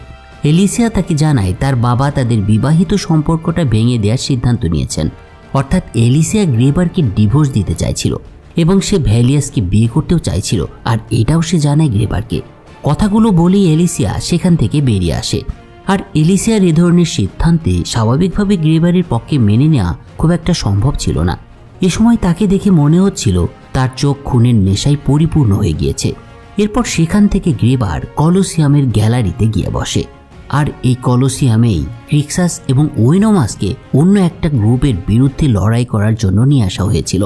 তবে এর মধ্যেই অন্যদিকে আর একটা অদ্ভুত বিষয় লক্ষ্য করা যায়।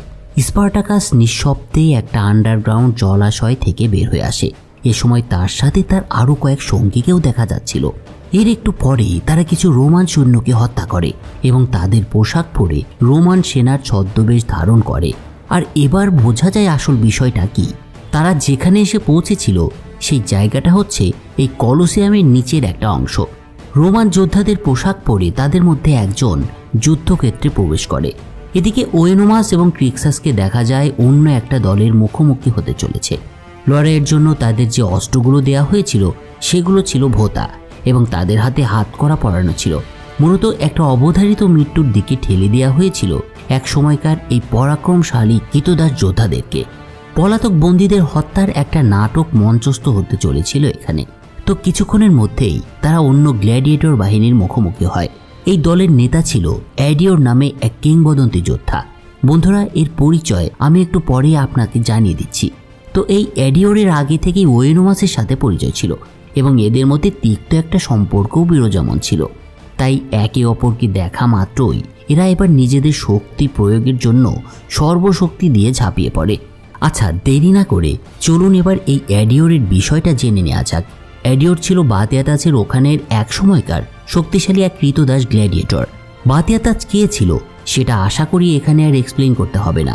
বাতিয়াতাসের হাউসে ওয়েনোমাসের সাথে এই অ্যাডিওরের গভীর ভ্রাতৃত্বের সম্পর্ক তৈরি হয়, কিন্তু ওয়েনোমাস পরবর্তীতে বুঝতে পারে অ্যাডিওর তার প্রিয়তমা স্ত্রীর সাথে পরকীয়ায় জড়িয়ে পড়েছে।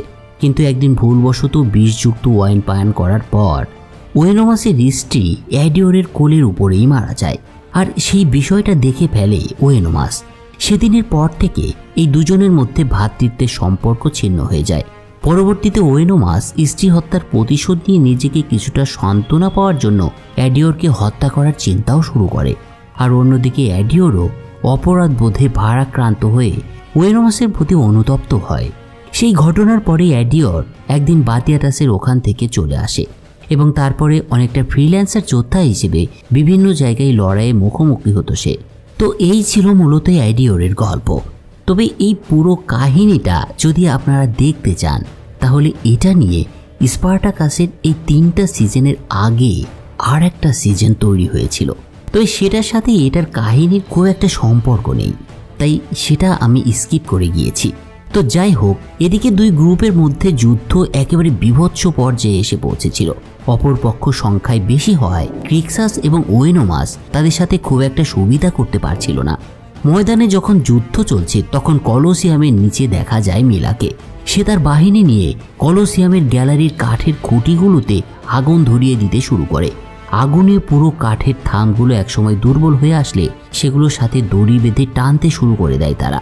আর দেখা যায় কিছুক্ষণের মধ্যেই সেটা সেই মোটা কাঠের খুঁটিগুলো ভেঙে পড়ার উপক্রম হয় এবং কিছুক্ষণের মধ্যেই পুরো গ্র্যান্ড স্ট্যান্ড দর্শকদের নিয়েই ভেঙে পড়ে। উপস্থিত দর্শকরা এই ঘটনায় আতঙ্কিত হয়ে ওঠে এবং চিৎকার করতে থাকে সেই সাথে পালানোর জন্য এদিক সেদিক ছোটাছুটি করতে শুরু করে। অগণিত মানুষের চাপে দুর্বল স্ট্যান্ডের আরও কয়েকটা অংশ ভেঙে পড়তে দেখা যায় এ সময়। আর এটা দেখে ভিআইপি স্ট্যান্ডে থাকা গ্রেবার এবং অন্যরাও আতঙ্কিত হয়ে ওঠে। আর এর কিছু সময়ের মধ্যে ভিআইপি স্ট্যান্ডও ধসে পড়ে। ফলে সবাই বাঁচার জন্য মরিয়া হয়ে বেরোনোর চেষ্টা করে সেখান থেকে। আর এর মধ্যেই গ্রেবার বেরোনোর সময় হঠাৎ সে তার শ্বশুরের চিৎকার শুনতে পায়। ফলে সেদিকে এগিয়ে যায় সে। গ্রেবার তার শ্বশুরের দিকে এগিয়ে যাওয়ার পরে কি ঘটেছিল সেটা কিন্তু আমরা এই ভিডিওর প্রথমে দেখেছিলাম। যাক, এদিকে বাবার জন্য অ্যালিসিয়াও উদ্বিগ্ন হয়ে উঠেছিল। তাই সে গ্রেবারের কাছে সে তার বাবা কোথায় আছে সেটা জানতে চায়। সমসাময়িক এই একই সময়ে ভ্যালিয়াসও হতাশা নিয়ে অ্যালিসিয়াকে দেখছিল। সে বুঝতে পারছিল অ্যালিসিয়ার বাবা মারা যাওয়ার সাথে সাথেই অ্যালিসিয়ার সাথে তার বিবাহের সকল সম্ভাবনাও শেষ হয়ে গিয়েছে। কারণ ভ্যালিয়াস যে পরিকল্পনাটা করেছিল তাতে সেটা সিঁড়ি হিসেবে ছিল অ্যালিসিয়ার বাবা। তো স্পার্টাকাসের এই স্যাবোটাসটা বলাই বাহুল্য যে গ্রেবারের কাছে সাপে বর হয়ে এসেছিল। এখন একটা প্রশ্ন স্বাভাবিকভাবেই আসতে পারে, স্পার্টাকাসটা এখানে কিভাবে আসলো এবং তারা কিভাবে জানলো এখানে ওয়েনোমাস এবং ক্রিক্সাসকে দিয়ে একটা যুদ্ধের আয়োজন করা হয়েছে? কিভাবে আসলো চলুন এবার তার প্রেক্ষাপটটা আমরা দেখে আসি। গত পর্বে আমরা দেখেছিলাম মাত্র কয়েকদিন আগে স্পার্টাকাস এবং তার দলকে উদ্ধার করেছিল এলিকং। সেখান থেকে তারা কিছু দূর হাঁটার পর মাউন্ট ভিসুভিয়াসের পাদদেশে একটা জরাজীর্ণ বাড়ি খুঁজে পায়। জায়গাটাকে নিরিবিলি দেখে তারা সেখানে তাদের নতুন সদর দপ্তর হিসেবে গড়ে তোলার একটা পরিকল্পনা করে। কিন্তু বাড়ির আঙিনায় আসার পরে সেই বাড়ির মধ্য থেকে এক লোক তীর ধনুক হাতে তাদের সামনে এসে দাঁড়ায়। লোকটাকে দেখে এলিকং স্পার্টাকাসকে ডাক দেয়। আর স্পার্টাকাসের নাম শুনে হঠাৎ বৃদ্ধের মুখ হাসিতে ভরে ওঠে এবং তার আচরণও পরিবর্তন হয়ে যায়। সে আনন্দের সাথে সেদিন স্পার্টাকাস সহ সবাইকে ভিতরে ডেকে নেয়। এই বৃদ্ধের আপনজনদের নির্মমভাবে হত্যা করেছিল রোমান সেনারা। সবাইকে হারিয়ে তাই নিঃস্ব হয়ে সে এই পরিত্যক্ত বাড়িটাকেই আশ্রয় নিয়েছিল। তো বৃদ্ধের সাথে আলোচনার এক পর্যায়ে বৃদ্ধ তাদের বলে কয়েকদিন ধরেই সে শুনতে পাচ্ছিল দাস মালিকদের বিরুদ্ধে স্পার্টাকাসের বিদ্রোহের খবর। এছাড়া তার কাছে খবর এসেছিল নিভিয়াকে উদ্ধার করতে গিয়ে তারা কী ধরনের ক্ষতির সম্মুখীন হয়েছিল। এছাড়া তিনি আরও জানতে পেরেছিলেন ক্রিক্সাস সহ বেশ কিছু জীবিত কৃতদাসের মৃত্যুদণ্ড কার্যকর করার জন্য ভ্যালিয়াস কলোসিয়ামে একটা গ্ল্যাডিয়েটোরিয় লড়াই আয়োজন করতে চলেছে। বৃদ্ধের মুখে শেষের কথাটা শুনে স্পার্টাকাস তৎক্ষণাৎ সিদ্ধান্ত নেয় ক্রিক্সাসকে উদ্ধার করার জন্য তারা যেভাবেই হোক একটা উপায় বের করে কলোসিয়ামে ঢুকবে। এই কথাটা সে এলিকংয়ের সাথেও শেয়ার করেছিল সেদিন। সার্বিক দিক বিবেচনা করে এলিকংও তার কথায় সায় দেয়। যদিও তারা সবাই বুঝতে পেরেছিল যদি তারা একবার রোমানদের হাতে ধরা পড়ে তবে তাদের অবস্থাও ক্রিক্সাসদের মতোই হবে। তথাপিও পরের দিন খুব ভোরেই স্পার্টাকাস তার যোদ্ধাদের নিয়ে ক্রিক্সাসকে উদ্ধারের জন্য যাত্রা শুরু করে। যেহেতু আগে থেকেই তাদের জানা ছিল কলোসিয়ামের নিচের জলাশয় দিয়ে মূল অংশে তারা যেতে পারবে, তাই সেই পথটাই বেছে নেয় ক্রিক্সাসের এই কৃতদাস বিদ্রোহী যোদ্ধারা। কিন্তু এদিকে আসলে গ্রেবার কখনো কল্পনাও করতে পারেনি স্পার্টাকাস এইভাবে মাঠে আসার সাহস দেখাবে। তো ভূগর্ভস্থ পথ ব্যবহার করে ভেতরে ঢুকে স্পার্টাকাস সেনাদের পোশাক পরে যখন গেটের কাছে এসে অপেক্ষা করছিল তখন সে অ্যাডিওরকে দেখতে পায় এবং তার হাতে বাতিয়াতাসের ব্যান্ড দেখে বুঝতে পারে এই লোকটাও তাদের মতোই একসময় কৃতদাস ছিল বাতিয়াতাসের ওখানে। তাই স্পার্টাকাস তাকে প্রশ্ন করেছিল কেন অ্যাডিওর সব কিছু জানা সত্ত্বেও তার ভাইদের জীবনের ঝুঁকিতে ফেলতে যাচ্ছে। স্পার্টাকাসের কথায় অ্যাডিওর উত্তর দেয় যদি তারা আজ আমার হাতে মারা যায় তবে কিছুটা সম্মানের সাথে অন্তত মরতে পারবে। যা হোক, তারপরেই শুরু হয় লড়াই, যেটা একটু আগেই আমরা দেখেছিলাম। এর কিছুক্ষণ পরে যখন পুরো কলোসিয়াম কলাপস করে তখন স্পার্টাকাস মাঠের মধ্যে প্রবেশ করে এবং মঞ্চে গ্রেবারকে দেখে প্রচণ্ড রেগে তাকে হত্যার উদ্দেশ্যে একটা বর্ষা ছুড়ে দেয়। তবে একটুর জন্য প্রাণে রক্ষা পায় গ্রেবার। ওদিকে ততক্ষণে পুরো কলোসিয়ামের কাঠামো দর্শকদের নিয়ে ভেঙে পড়তে শুরু করেছে। স্পার্টাকাস এবং এলিকং দেখতে পায় তাদের এবার আসল সময়টা হয়ে গিয়েছে। তাই স্পার্টাকাস তার সঙ্গে এলিকংকে নিয়ে সৈন্যদের মধ্যে ছড়িয়ে পড়ে। ঘটনাস্থলে থাকা সৈন্যরা কিছু বুঝে ওঠার আগেই তাদেরকে নিষ্ঠুরভাবে হত্যা করে ওরা দুজন। সবশেষে ওয়েনোমাস এবং ক্রিক্সাসকে উদ্ধার করার কাজ শুরু হয়। স্পার্টাকাস দেখতে পায় ওয়েনোমাস বেশ আহত হয়ে অচেতন অবস্থায় পড়ে আছে। সেই অবস্থায় তাকে সহ সবাইকে উদ্ধার করার পর স্পার্টাকাস ময়দানের দিকে শেষবারের মতো তাকায়। এ সময় তাকে দেখে মনে হচ্ছিল সে যেন গ্ল্যাডিয়েটরীয় যুদ্ধের অতীতকে বিদায় জানাচ্ছে। এই মাঠে অগণিত ক্রীতদাস একে অপরের বিরুদ্ধে শুধুমাত্র অন্যের বিনোদনের জন্য নিজেদের প্রাণ সঁপে দিয়েছে।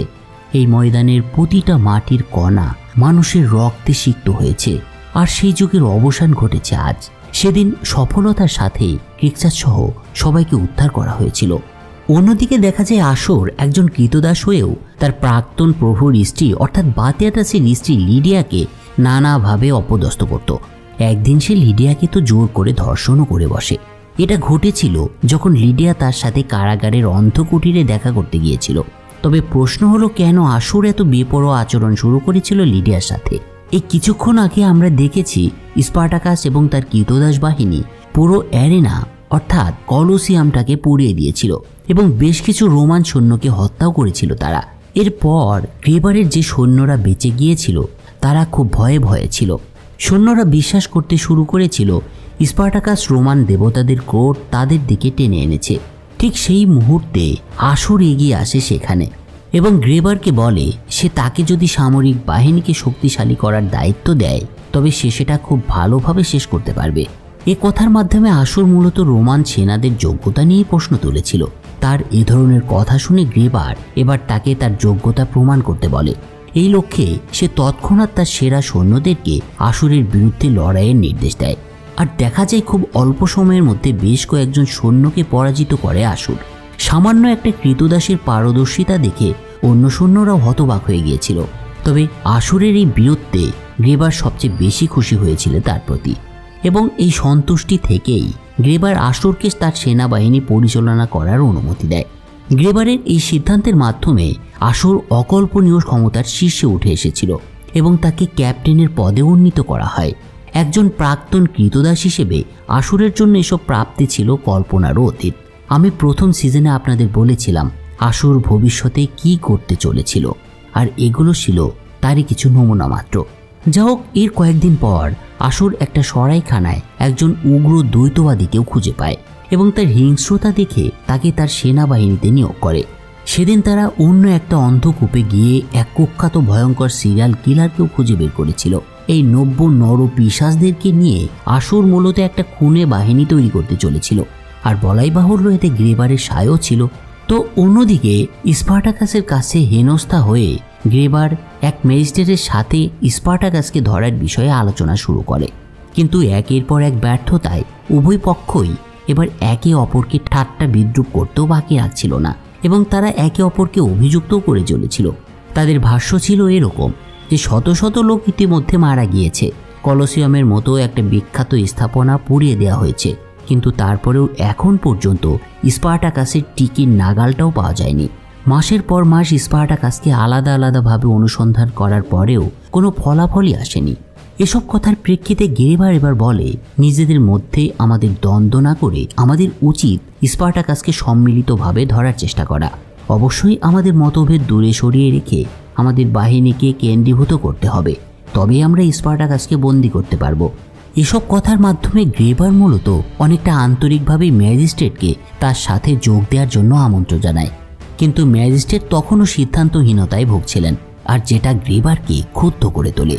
তবে গ্রেবারের এই রাগ শেষ পর্যন্ত ম্যাজিস্ট্রেটের বড় সর্বনাশ ডেকে নিয়ে এসেছিল, কারণ সেদিন রাতে আসর তার সদ্য নিয়োগ করা একজন খুনি গ্ল্যাডিয়েটরদের সাথে করে ভারী বৃষ্টিপাতের সুযোগ নিয়ে সরাসরি ম্যাজিস্ট্রেটের বাড়িতে হামলা চালায় এবং সেখানে একে একে সবাইকে হত্যা করে তারা। গ্রেবার ম্যাজিস্ট্রেটের উপরে প্রচণ্ড ক্রোধ উগরে দিয়ে তাকে আসরকে দিয়ে হত্যা করিয়েছিল। এই হত্যাকাণ্ড শেষ করার পর আসর সেখানে একটা মূল্যবান ব্রেসলেট খুঁজে পেয়েছিল এবং সেটা সে নিজের সাথে রেখে দিয়েছিল, কিন্তু আসর জানতো না অদূর ভবিষ্যতে এই ব্রেসলেটটির কারণেই তাকে চরম মূল্য দিতে হবে।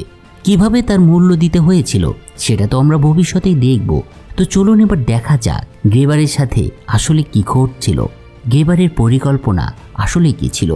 গ্রেবারের হাতে ম্যাজিস্ট্রেট মারা যাওয়ার পর ম্যাজিস্ট্রেটের বোন সেপিয়া ভাইয়ের জন্য শোকাচ্ছন্ন হয়ে পড়েছিল। তবে গ্রেবার এই সুযোগে তার সাথে ঘনিষ্ঠ হওয়ার সুযোগ নেয়। একদিন সে সেপিয়াকে বলে তার ভাইয়ের মৃত্যুর জন্য স্পার্টাকাস দায়ী, আর অদ্ভুত বিষয় হলো এই সোফিয়া তার কথাটা বিশ্বাসও করে নেয়। এরপর গ্রেবারের আমন্ত্রণে একদিন সোফিয়া তার ভাইয়ের সেনাবাহিনীর পরিচালনার জন্য তার সাথে যোগ দেয়। এই ঘটনায় গ্রেবার তাকে আশ্বস্ত করে বলেছিল দুটো সেনাবাহিনী মিলে একসাথে কাজ করলে তারা স্পার্টাকাসকে বন্দি করতে সক্ষম হবে। গ্রেবারের কথা সেদিন সোফিয়াও বিশ্বাস করেছিল এবং বুঝতে পেরেছিল গ্রেবার তার ভাইয়ের জন্য প্রতিশোধ নিতে চাইছে। এই ঘটনায় গ্রেবারের কাছে কৃতজ্ঞতাও প্রকাশ করেছিল এই বোকা সোফিয়া এবং তার সাথে ঘনিষ্ঠ একটা সম্পর্কও তৈরি করে নিয়েছিল। সেদিন গ্রেবারও সোফিয়াকে প্রত্যাখ্যান না করে এলিসিয়ার সামনেই তাকে তার প্রাসাদে থাকার আমন্ত্রণ জানায়।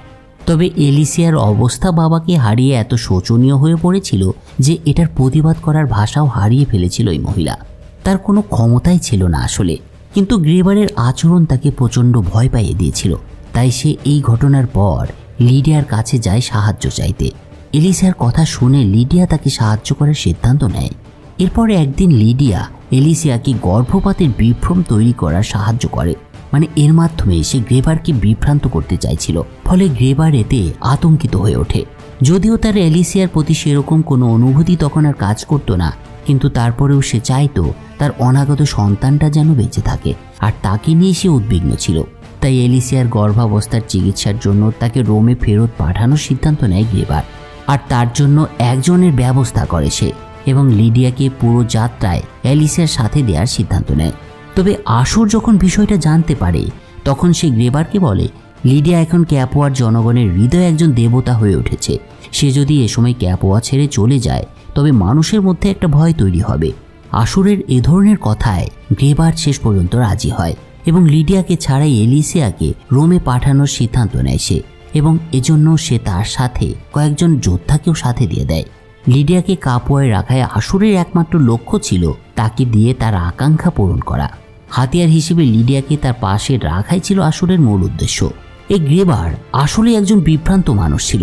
জনগণকে স্তব্ধ করার জন্য এবং তাদের মনে ভয় ধরানোর জন্য একদিন এলিসিয়ার দাসীকেও ক্রুশে বিদ্ধ করার একটা ঘৃণ্য ষড়যন্ত্র করেছে। অদ্ভুত বিষয় হলো আতঙ্কিত কৃতদাসটি বুঝতেও পারছিল না তার সাথে কি এটা ঘটছে। আসলে গ্রেবার স্পার্টাকাসের প্রশংসা করার জন্য দাসীকে মিথ্যাভাবে অভিযুক্ত করেছিল এই আসরেরই প্ররোচনায়। তো এর কয়েকদিন পর সেখানে আরেকটা ঘটনা ঘটে। দেখা যায় গ্রেবারের সামনে অ্যাডিওর উপস্থিত হয়েছে। আসলে গ্রেবারই তাকে ডেকে পাঠিয়েছিল। এখন প্রশ্ন হচ্ছে অ্যাডিওর সেদিন পালিয়ে গিয়েছিল, তারপরও গ্রেবার কেন তাকে ডাকলো? তবে এর উত্তরটা কিন্তু আপনাদের জানা উচিত, কারণ এই গ্রেবারই অ্যাডিওরকে ক্রিক্সাস এবং ওয়েনোমাসের বিরুদ্ধে লড়তে পাঠিয়েছিল। তো বুঝতে পেরেছেন আশা করি, এবং এই অ্যাডিওরকে চিনতেও পেরেছেন আপনারা। কলোসিয়ামের যুদ্ধে সে স্পার্টাকাসের সাথে পালিয়ে গিয়েছিল, কিন্তু পালানোর পরে সে স্পার্টাকাসের দলের সাথে যোগ দেয়নি। তবে স্পার্টাকাসের সাথে তার সম্পর্কের কথা সে কাউকে জানায়ওনি, কারণ অ্যাডিওর জানতো স্পার্টাকাসের নাম উল্লেখ করার অর্থ এখন নিশ্চিত মৃত্যু। তবে ক্যাপোয়ায় কয়েক দাসীর মুখে স্পার্টাকাসের গুণগান শুনে সে হতবাক হয়ে গিয়েছিল। তাই ক্রমেই স্পার্টাকাসের প্রতি তার মনে একটা শ্রদ্ধার জায়গা তৈরি হয়। গ্রেবার খুব ভালো করেই জানতো অ্যাডিওর যুদ্ধের দেবতাদের রাজা। যুদ্ধের ময়দানে সে সবার কাছে অপ্রতিরোধ্য, তাই তাকে একটা সুযোগ দিতে চেয়েছিল গ্রেবার। সেদিন সে তাকে ডেকে বলেছিল যদি সে স্পার্টাকাসকে ধরতে তাকে সাহায্য করে তবে তাকে ভালো একটা র্যাঙ্ক দেয়া হবে। গ্রেবারের পরিকল্পনার কথা জানতে পেরে এডিওর তাকে সরাসরি প্রত্যাখ্যান করে দেয় এবং সেখান থেকে চলে যাওয়ার সিদ্ধান্ত নেয় সে। যদিও এডিওরের এ ধরনের অত্যত্বপূর্ণ কথায় গ্রেবার কিছুটা অসন্তুষ্ট হয়েছিল, কিন্তু এই লোকটাকে সে আপাতত কিছু করতে চাইছিল না। তো অন্যদিকে লিডিয়া ততদিনে আসুরের চাহিদা মেটানোর একটা হাতিয়ার হয়ে উঠেছিল। লোকটার পাশবিকতা লিডিয়াকে একেবারে শেষ করে দিচ্ছিল দিনের পর দিন। তাই আসুরের নিয়ন্ত্রণ থেকে নিজেকে রক্ষা করার জন্য এডিওরকে খুঁজতে মরিয়া হয়ে গিয়েছিল লিডিয়া। এখন প্রশ্ন আসতে পারে, এডিওরকে এই লিডিয়া কিভাবে চিনত? উত্তরটা খুবই সহজ, বিশেষ করে যারা প্রথম সিজনটা দেখেছেন। এডিওর যেহেতু বাতিয়াতাসের একজন কৃতদাস যোদ্ধা ছিল, তাই তখন থেকেই এই এডিওরকে সে চিনত। যাই হোক, এজন্য বাজারের বিভিন্ন জায়গায় এডিওরকে খোঁজ করার বাকি রাখেনি লিডিয়া। তবে এর মধ্যে বাজারের একটা দৃশ্য তাকে অবাক করে দেয়। একদিন সে দেখতে পায় অ্যালিসিয়ার এক কৃতদাসকে ক্রুশে বিদ্ধ করা হয়েছে। শুধুমাত্র স্পার্টাকাসকে প্রশংসা করার কারণে তাকে শাস্তি দেওয়া হয়েছিল। সেদিন বাজারে লিডিয়ার দেখা হয় শেষ পর্যন্ত এডিওরের সাথে। গ্রেবারের ওখান থেকে বের হয়ে সে স্পার্টাকাসের কাছে যাবে কিনা সেই দ্বিধাদ্বন্দ্বে ছিল। তার সাথে দেখা করে লিডিয়া তাকে জানিয়েছিল শহরের সর্বত্র গুপ্তচর রয়েছে এবং তাকে ক্রমাগতভাবে পর্যবেক্ষণ করা হচ্ছে। তাই সেই মুহূর্তে শহর ছেড়ে যাওয়ার ফলাফল তার জন্য ভালো হবে না বলে লিডিয়া তাকে জানায়। এরপরে মহিলা তাকে আরও বলে, আমি চাই তুমি গিয়ে গ্রেবারকে হত্যা করো। এছাড়াও সে এডিওরকে জানিয়ে দেয় গ্রেবারের স্ত্রী অ্যালিসিয়াকে সামান্য কয়েকজনের সেনা পাহারায় এখন রোমের দিকে নিয়ে যাওয়া হচ্ছে। লিডিয়ার কথাগুলো শোনার পর এডিওর সরাইখানায় ফিরে আসে এবং অনেকক্ষণ ধরে সে চিন্তা করতে থাকে, আর অবশেষে সে একটা প্ল্যান তৈরি করে। ওদিকে সেই মুহূর্তে এলিসিয়া যখন রোমে যাওয়ার জন্য প্রস্তুতি নিচ্ছিল, তখন লিডিয়া তার কাছে এসে বলে এডিওর তার স্বামী গ্রেবারকে হত্যা করার প্ল্যান করেছে। ভাবেন একবার, কূটনীতি কাকে বলে। তো কথাটা শুনে সে তার স্বামীকে বিষয়টা জানিয়ে গাড়িতে গিয়ে ওঠে। এর বেশ কিছু সময় পর গ্রেবারের কাছে খবর আসে এলিসিয়াকে বহনকারী গাড়িটা পথে আক্রমণের শিকার হয়েছে। সব রক্ষীরা মারা গিয়েছে, তবে এলিসিয়া মিসিং। এলিসিয়ার মিসিংয়ের কথা শুনে গ্রেবার দ্রুত সেই ঘটনাস্থলে গিয়ে পৌঁছায়। সে দেখতে পায় সৈন্যদের প্রাণহীন দেহগুলো রাস্তার উপরে পড়ে আছে। তবে এই সময় আরেকটা বিষয় খেয়াল করে গ্রেবার। সে দেখে এডিওরের কাঠের তলোয়ারটি একজন মৃত ব্যক্তির বুকে গেঁথে রয়েছে। আসলে এটা ছিল এডিওরের তরফ থেকে গ্রেবারের জন্য একটা সিগন্যাল। লিডিয়ার কাছে এলিসিয়ার রোমে যাওয়ার কথা শুনে এডিওর মনে মনে একটা প্ল্যান তৈরি করেছিল।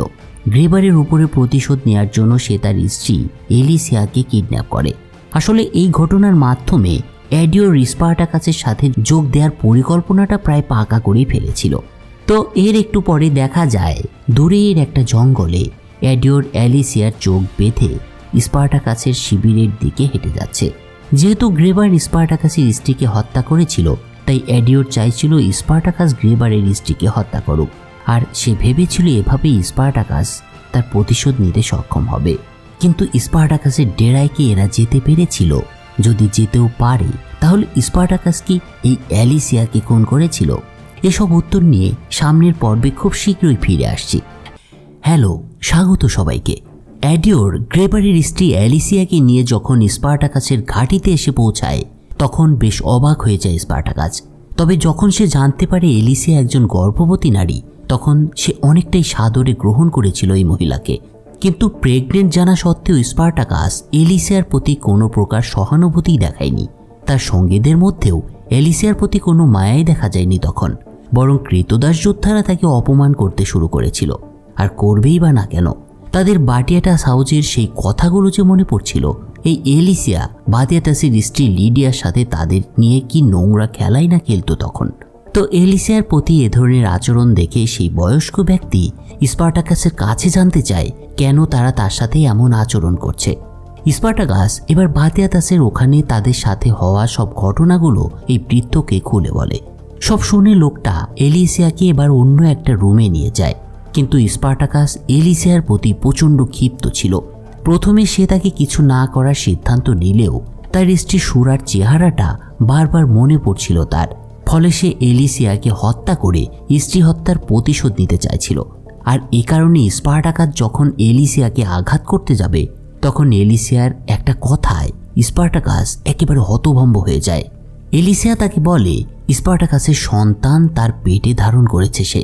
এলিসিয়ার এই কথাটা শুনে হঠাৎ স্পার্টাকাসের বাটিয়াটাসের বাড়ির একটা অনুষ্ঠানের কথা মনে পড়ে। আমরা আগেই দেখেছি বাটিয়াটাসের ওখানে কৃতদাসের সাথে লিডিয়া এবং এলিসিয়া বিভিন্ন সময় নানাভাবে শারীরিক সম্পর্কে লিপ্ত হতো। একদিন একটা মার্কস পার্টিতে লিডিয়ার প্ল্যান অনুযায়ী স্পার্টাকাস এবং এলিসিয়া শারীরিক সম্পর্কে মিলিত হয় এবং তারপরেই সে সন্তান ধারণ করে। যা হোক, এলিসিয়ার কথা শুনে স্পার্টাকাস এবার একটা দোটানার মধ্যে পড়ে যায়। একে তো তার স্ত্রী সুরার চেহারাটা তার সামনে বারবার আসছিল, আবার এলিসিয়ার কথা শুনে সেও বুঝতে পারছিল মেয়েটা তাকে মিথ্যে বলছে না। এরকম একটা দোদুল্যমান পরিস্থিতিতে স্পার্টাকাস সিদ্ধান্ত নেয় সে আপাতত এলিসিয়াকে হত্যা করবে না। কিন্তু তার এই সিদ্ধান্তে খুশি হতে পারে না এডিওর। সে তাকে বলে, তুমি যাতে তোমার স্ত্রী হত্যার প্রতিশোধ নিতে পারো, সে কারণেই আমি গ্রেবারের স্ত্রীকে তোমার কাছে নিয়ে এসেছি। আমি ভেবেছিলাম তুমি একজন শক্তিশালী পুরুষ, কিন্তু এখন দেখা যাচ্ছে একজন কাপুরুষ ছাড়া কিছুই নও তুমি। এডিওরের উদাহরণের কথায় স্পার্টাকাস এবার আবারও দ্বিধায় পড়ে যায়।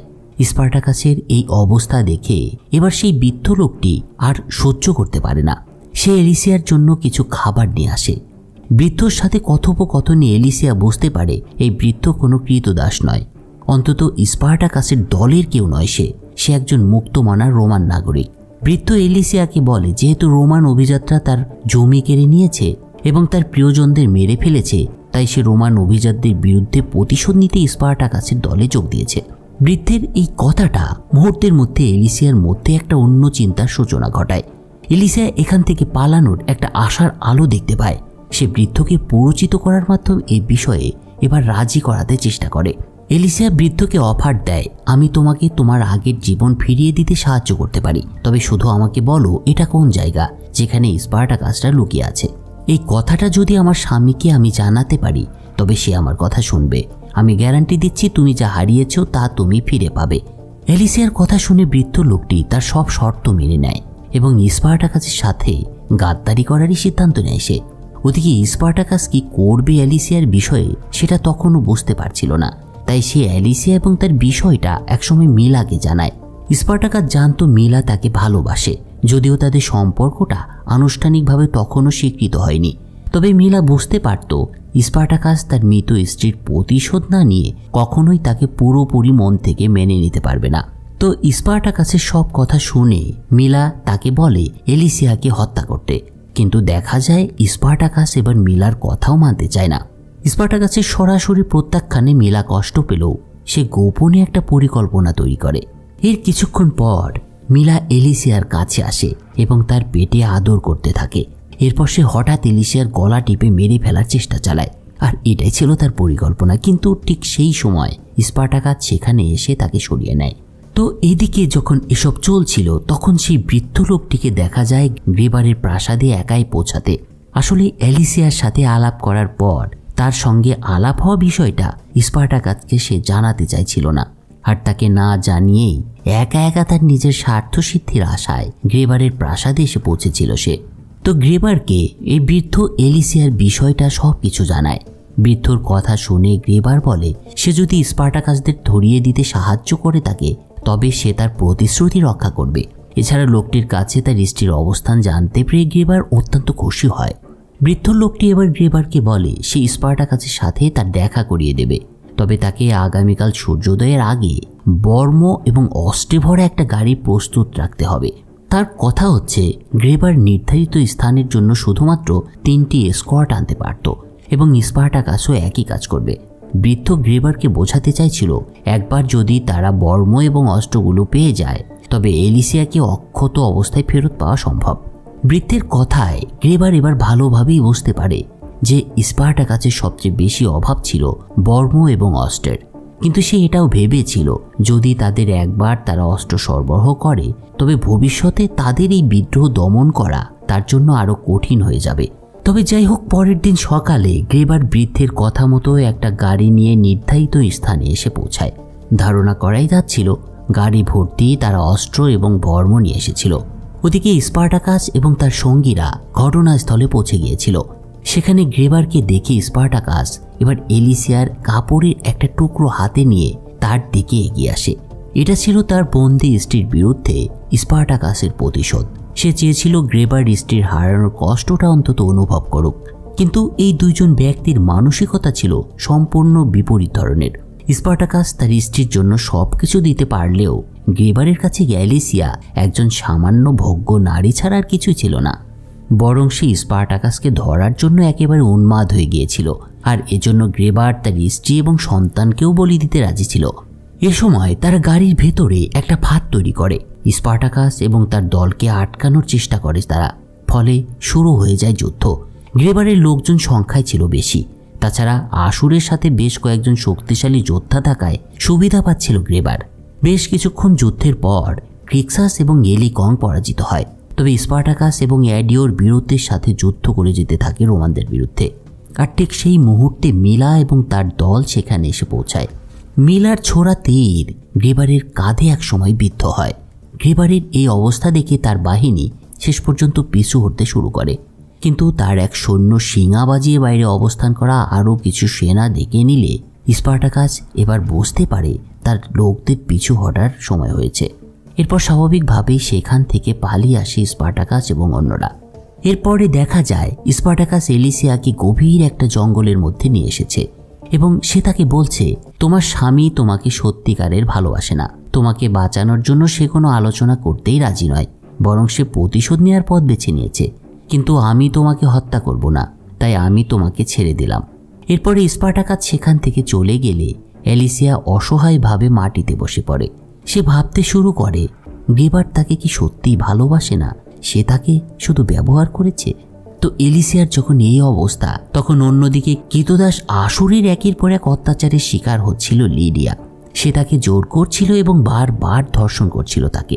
এরকম এক পর্যায়ে লিডিয়া কঠোর হয়ে তাকে চড় মেরে বসে। আসলে গ্রেবারের প্রশ্রয়ে আশুর অনেকটাই অসুরে পরিণত হয়েছিল।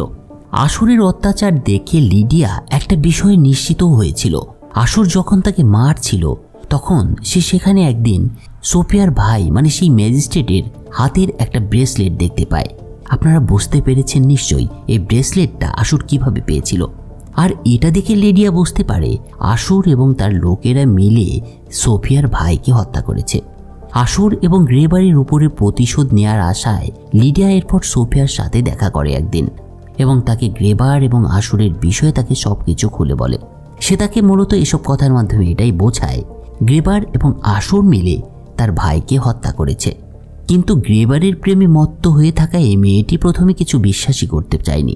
তবে যখন তাকে সেই ব্রেসলেটটা দেখানো হয় তখন সোফিয়া বুঝতে পারে তার ভাইকে হত্যার জন্য কে মূলত দায়ী। এরপর থেকে সোফিয়া গ্রেবারকে হত্যার একটা সুযোগ খুঁজতে থাকে, কিন্তু যতদিন না ভালো কোনো সুযোগ আসে ততদিন মেয়েটা অপেক্ষা করার সিদ্ধান্ত নেয়। একদিন তাদের এই অন্তরঙ্গ মুহূর্তে সেখানে অ্যালিসিয়া এসে ঢোকে। আসলে সেই জঙ্গল থেকে সে পায়ে হেঁটেই রওনা করেছিল গ্রেবারের প্রাসাদের দিকে এবং তার ক্লান্ত শরীর খুব কষ্টে সৃষ্টে এত দূর পর্যন্ত টেনে নিয়ে আসতে পেরেছিল। গ্রেবারের সামনে এসেই মহিলা পুলের মধ্যে পড়ে যায়। পরের দিন যখন এলিসিয়া জেগে ওঠে তখন গ্রেবার তাকে সান্ত্বনা না দিয়ে তার কাছে স্পার্টাকাসের অবস্থান সম্পর্কে জানতে চায়, কিন্তু এলিসিয়া তাকে বলে তার চোখ বাঁধা থাকায় সে কোনো ক্লু দিতে পারবে না। তবে সে এটাও জানায় তার কেবল একটা পাথরের ঘরের কথা মনে পড়েছে, সেখানে সে কিছু শিলালিপি দেখতে পেয়েছিল। এলিসিয়ার কথাগুলো শুনে গ্রেবার অত্যন্ত হতাশ হয়ে চলে যায় সেখান থেকে, কিন্তু গ্রেবার তাকে হতাশ করলেও লিডিয়া তখনও তার সেবা যত্ন করছিল। এলিসিয়াকে নিরাপদ ফিরে আসতে দেখে লিডিয়া তাকে জড়িয়ে ধরেছিল। আসলে এই দুই শত্রু অবশেষে বিশ্বস্ত বন্ধুতে পরিণত হয়ে উঠেছিল। সে সময় এলিসিয়া লিডিয়াকে তার পেটের সন্তানের বিষয়ে সত্য কথাটাও বলে দেয়। সে জানায় তার পেটের বাচ্চার বাবা স্পার্টাকাস, গ্রেবার নয়। এদিকে পরের দিন গ্রেবার এবং আশুর স্পার্টাকাসের সম্ভাব্য লুকোনোর জায়গা নিয়ে আলোচনা করে। ঠিক এ সময় রক্ত পিপাসু খুনি আশুর সেই বৃদ্ধের বিচ্ছিন্ন মাথাটি গ্রেবারের সামনে এনে ফেলে। সে বলে বৃদ্ধের গতিবিধির উপরে সে আগেই নজর রেখেছিল এবং তাকে অনুসরণ করে সে একটা জায়গাও খুঁজে পেয়েছে যেখানে তার ধারণা স্পার্টাকাসটা লুকিয়ে থাকতে পারে। এটা ছিল ভিসুভিয়াস পর্বতের পাদদেশে একটা পরিত্যক্ত গ্রিক মন্দির। আশুরের কাজ দেখে গ্রেবার হঠাৎ অনুভব করতে শুরু করে আশুর সত্যিকারেই একটা ব্যতিক্রমী প্রতিভাধর ব্যক্তি। গ্রেবার সন্তুষ্ট হয়ে তাকে প্রতিশ্রুতি দেয় একবার স্পার্টাকাসকে বন্দি যদি করতে পারে সে, তবে তার সাথে এই গৌরব সে ভাগ করে নেবে। আশুর গ্রেবারের কথাটা শুনে বিস্মিত হয়েছিল সেদিন। তো পরের দিন খুব ভোরে গ্রেবার তার সেনাবাহিনীকে একত্রিত করে। রাতের আড়ালে স্পার্টাকাস এবং তার অনুসারীদের দুর্গ ধ্বংস করার জন্য প্রস্তুত হয়। তবে হঠাৎ সেই সময় একজন অপ্রত্যাশিত অতিথি এসে পৌঁছায় তার ওখানে, ফলে তাদের সমস্ত পরিকল্পনাই ব্যাহত হয়ে যায়। এই অপ্রত্যাশিত অতিথিটা ছিল ভ্যালিয়াস। আর এই ভ্যালিয়াসটা কে ছিল এর আগের পর্বগুলো যদি আপনি দেখে থাকেন তাহলে বুঝতে পেরেছেন। সেদিন ভ্যালিয়াস গ্রেবারের ওখানে এসেছিল সিনেটে যে তার কোনো জায়গা হয়নি সেটা জানাতে, এবং গ্রেবারের পরিবর্তে তাকে যে স্পার্টাকাসকে ধরার দায়িত্ব দেওয়া হয়েছে সেটাও বলতে। রোমান সেনেটররা ইতিমধ্যে গ্রেবার স্পার্টাকাসকে বন্দি করতে না পারায় অত্যন্ত অসন্তুষ্ট ছিল তার উপর। তবে গ্রেবার এটা মানতে নারাজ। সে দাবি করে যে সিনেটরদের তার এই স্পার্টাকাস অপারেশনের হস্তক্ষেপ করার কোনো অধিকারই নেই। কিন্তু ভ্যালিয়াস এবার তাকে ব্যঙ্গাত্মকভাবে জবাব দেয় যে ব্যক্তি তার নিজের স্ত্রীকেই রক্ষা করতে পারেনি তার কোনো যোগ্যতাই নেই স্পার্টাকাসকে ধরার। ভ্যালিয়াসের কথা শেষ হওয়ার সাথে সাথে এলিসিয়া হঠাৎ তাদের সামনে হাজির হয়। আর এলিসিয়াকে অক্ষত দেখে ভ্যালিয়াস আর কোনো মন্তব্য করে না। তবে সেখান থেকে চলে যাওয়ার আগে সে গ্রেবারকে পরামর্শ দেয় রোমান সিনেটকে সে যেন অসম্মান না করে এবং রোমে এখনও যে সামান্য সম্মানটুকু তার রয়েছে সেটা যেন সে রক্ষা করতে চেষ্টা করে, অন্যথায় তার রাজনীতিতে কোনো ভবিষ্যৎই থাকবে না। ভ্যালিয়াস চলে যাওয়ার পর হঠাৎ সোফিয়া তার রুম থেকে ছুটে আসে এবং ভ্যালিয়াসকে তার ভাইয়ের সাথে যা ঘটেছিল তা সব কিছুই জানিয়ে দেয়। মেয়েটা ভেবেছিল যেহেতু সে একা কিছু করতে পারছে না, তাই ভ্যালিয়াস তাকে হয়তো সাহায্য করতে পারে। কিন্তু সব শুনে ভ্যালিয়াস তাকে শুধু বলে একটা ব্রেসলেটের ভিত্তিতে গ্রেবারকে তার ভাইয়ের হত্যাকারী বলে অভিযুক্ত করা অযৌক্তিক, তাই তার কিছু করা সম্ভব নয় এই মুহূর্তে। ভ্যালিয়াসের আচরণে কষ্ট পেয়ে সে সান্ত্বনা খুঁজতে এবার লিডিয়ার কাছে যায়। লিডিয়া তাকে এবার একটা খঞ্জর বের করে তাকে দিয়ে বলে, প্রতিশোধ নেয়ার সেরা সুযোগটা হলো তুমি যখন গ্রেবারের সাথে ঘনিষ্ঠ থাকো, এই ছুরিটা সাথে রাখো এবং সুযোগ বুঝে তুমি তখন এটা ব্যবহার করো। কিন্তু লিডিয়ার ছিল এটা আরেকটা প্রতারণা। সাদা সিধে সোফিয়া তার মিথ্যাকে সত্যিকার অর্থে বিশ্বাস করেছিল। সে আসলে জানতো না এটা লিডিয়া এবং অ্যালিসিয়ার একটা পরিকল্পনার অংশ। সেদিন সোফিয়া গ্রেবারকে স্নানের সময় যখন হত্যা করতে যাবে, তখন হঠাৎ এলিসিয়া সেখানে উপস্থিত হয় এবং সোফিয়াকে হত্যা করে। এই ঘটনায় এলিসিয়ার প্রতি বেশ খুশি হয় গ্রেবার, আর তাই তারা উভয়ই আবার একে অপরকে ক্ষমা করে দেয়। আসলে কি চলছিল এই রোমান সম্রাট এবং এই মানুষদের মনের মধ্যে? অদ্ভুত লাগে বিষয়গুলো। যখন আমি এক্সপ্লেইন করছিলাম তখন ভাবছিলাম সেই সময়কার মানুষগুলোর চরিত্র কি বিচিত্রই না ছিল। এরপর ভ্যালিয়াস এবং অসংখ্য সিনেটরের বিরুদ্ধে একের পর এক ষড়যন্ত্রের মাধ্যমে গ্রেবার রোমান সেনেটে তার অবস্থান পুনরুদ্ধার করতে শুরু করে। এ পর্যন্ত দ্বিতীয় সিজনের যে গল্পটা আপনারা শুনলেন সেটা মূলত দ্বিতীয় সিজনের 6ষ্ঠ এপিসোড পর্যন্ত আমার এক্সপ্লেইন করা ঘটনাগুলো। কিন্তু এখন আমি দ্বিতীয় সিজনের সবচেয়ে জম্পেশ পর্বটা আপনাদের সামনে এক্সপ্লেইন করব। তাই এই এপিসোডের এই পর্যন্ত যারা দেখেছেন তারা প্লিজ এখনই ভিডিওটাকে কেটে দিয়ে বেরিয়ে যাবেন না, কাহিনী কন্টিনিউ করতে থাকুন। স্পার্টাকাস এবং গ্রেবার একে অপরের বিরুদ্ধে আনুষ্ঠানিক সংঘর্ষে লিপ্ত হওয়ার আগে আরও কিছু উল্লেখযোগ্য ঘটনা ঘটেছিল। গ্রেবারের সাথে মুখোমুখি হওয়ার আগে স্পার্টাকাসের বাহিনীতে যোদ্ধার সংখ্যা খুব একটা বেশি ছিল না। স্পার্টাকাস শুধুমাত্র দাসদের মুক্ত করেছিল, কিন্তু কাউকেই কার্যকরী গ্ল্যাডিয়েটরে পরিণত করতে পারেনি সে। তাই তাদের শক্তি বৃদ্ধি করার দরকার ছিল, আর এজন্য এলিকং এবং স্পার্টাকাস তাদের দলবল মিলে একটা বন্দরে একদিন এসে পৌঁছায়। এই বন্দর দিয়ে সাধারণত দাসদের পরিবহন করা হতো। তারা সেদিন সেই বন্দরে হামলা চালিয়ে শক্তিশালী এবং মজবুত শারীরিক গঠনের বেশ কিছু দাসকে উদ্ধার করে। তাদের দলে এই কৃতদাসদের যোগ দেওয়ার সাথে সাথে বিদ্রোহী সেনাবাহিনীর ক্ষমতা বেশ বৃদ্ধি পেয়েছিল। তবে একই সাথে কিছু সমস্যাও তৈরি হয়েছিল। এই বর্বর দাসদের সামলানো খুব একটা সহজ কাজ ছিল না। ক্রমবর্ধমান অভ্যন্তরীণ সংঘাত নিত্যদিনের ব্যাপার হয়ে দাঁড়িয়েছিল স্পার্টাকাসের ডেরায়। তার বিদ্রোহীরা দুটো ভাগে ভাগ হয়ে গিয়েছিল। একদল এলিকংকে তাদের নেতা হিসেবে স্বীকৃতি দিয়ে দিয়েছিল, তবে বিদ্রোহীদের মূল সদস্যদের বেশিরভাগই ছিল ক্রিক্সাসের প্রতি অনুগত। কিন্তু এলিকং এবং ক্রিক্সাসের মধ্যে মতভেদ ছিল চরম পর্যায়ের, আর স্বাভাবিকভাবেই এর মধ্যে দুটি উপদলও তৈরি হয়ে গিয়েছিল। তাদের আবেগপ্রবণ মানসিকতার কারণে প্রায় ছোটোখাটো মতবিরোধ এবং মারামারি লেগেই থাকত। তবে এই বিশৃঙ্খল লোকদের ত্রাতা হয়ে উঠেছিলেন স্পার্টাকাস। সৌভাগ্যবশত স্পার্টাকাস তখনও তাদের প্রধান নেতার পদে অধিষ্ঠিত ছিলেন এবং এই সমস্যাগুলোকে তাকে কঠোর হাতে মাঝে মাঝেই নিয়ন্ত্রণ করতে হতো। স্পার্টাকাস জানতো এই বর্বর সঙ্গীদের নিয়ন্ত্রণ করতে না পারলে গ্রেবারের সৈন্যদের মোকাবেলা করা তাদের পক্ষে সম্ভব হবে না। তাই সে পুরো দলকে একত্রিত করার প্রতিজ্ঞা করে। একদিন সন্ধ্যায় স্পার্টাকাস মিলার কাছে যায়। এই দুজনের মধ্যে এতদিনে অনেক ভালো বোঝাপড়া তৈরি হয়ে গিয়েছিল এবং এরা একে অপরকে ভালোবাসতেও শুরু করেছিল, যদিও এই বিষয়টা ইতিপূর্বে আপনাদেরকে বলেছি। তো মিলা সেদিন স্পার্টাকাসকে জিজ্ঞাসা করে কেন সে তার সাথে এতদিন প্রেম করতে আসেনি। স্পার্টাকাস তাকে বলে যে মুহূর্তে সে এলিসিয়াকে হত্যা করতে চেয়েছিল সে তার থেকে তখন নিজেকে দূরে সরিয়ে নিয়েছিল, কারণ তার স্ত্রী সোরার কথা মনে পড়ছিল তখন তার। এরপরের দিন স্পার্টাকাস এলিকংকে সাথে করে একটা গাড়ি আটক করে এবং সেখান থেকে প্রচুর পরিমাণে খাবার এবং ওয়াইনও লুট করে নেয়। সেই সন্ধ্যায় তার একটা জমকালো ভোজের আয়োজন করে। খাওয়া দাওয়া, মদ্যপান এবং হাসি ঠাট্টার মধ্যে দিয়ে স্পার্টাকাস অনেকটা ইচ্ছাকৃতভাবে গ্রেবারের বিরুদ্ধে লড়ার জন্য এমন লোকদের বেছে নেওয়ার প্রস্তাব দেয় যারা মূলত একে অপরকে অপছন্দ করত। তবে তার আগে সে তাদের একে অপরের সাথে লড়াই করতেও বলে, কারণ স্পার্টাকাস চাইছিল গ্ল্যাডিয়েটররা চূড়ান্ত লড়াইয়ের আগে নিজের মধ্যে লড়াই করে তাদের দ্বন্দ্বগুলোকে নিজেরাই মীমাংসা করুক। যা হোক, শেষ পর্যন্ত প্রত্যেকে একটি শান্তিপূর্ণ এবং আনন্দময় পরিবেশে নিজেদেরকে যাচাই করতে সক্ষম হয়েছিল। তবে অভিজ্ঞ ওয়েনোমাউস এবং অ্যাডিওর এই যোদ্ধাদের একত্রিত করতে খুবই কার্যকরী একটা ভূমিকা রেখেছিল। সেদিনের এই সাজানো যুদ্ধের মাধ্যমে তারা অবশেষে দলগত বিরোধের অবসান ঘটায়, আর শেষ পর্যন্ত সবাই একে অপরের সাথে হাত মেলায় এবং শান্তি স্থাপন করে।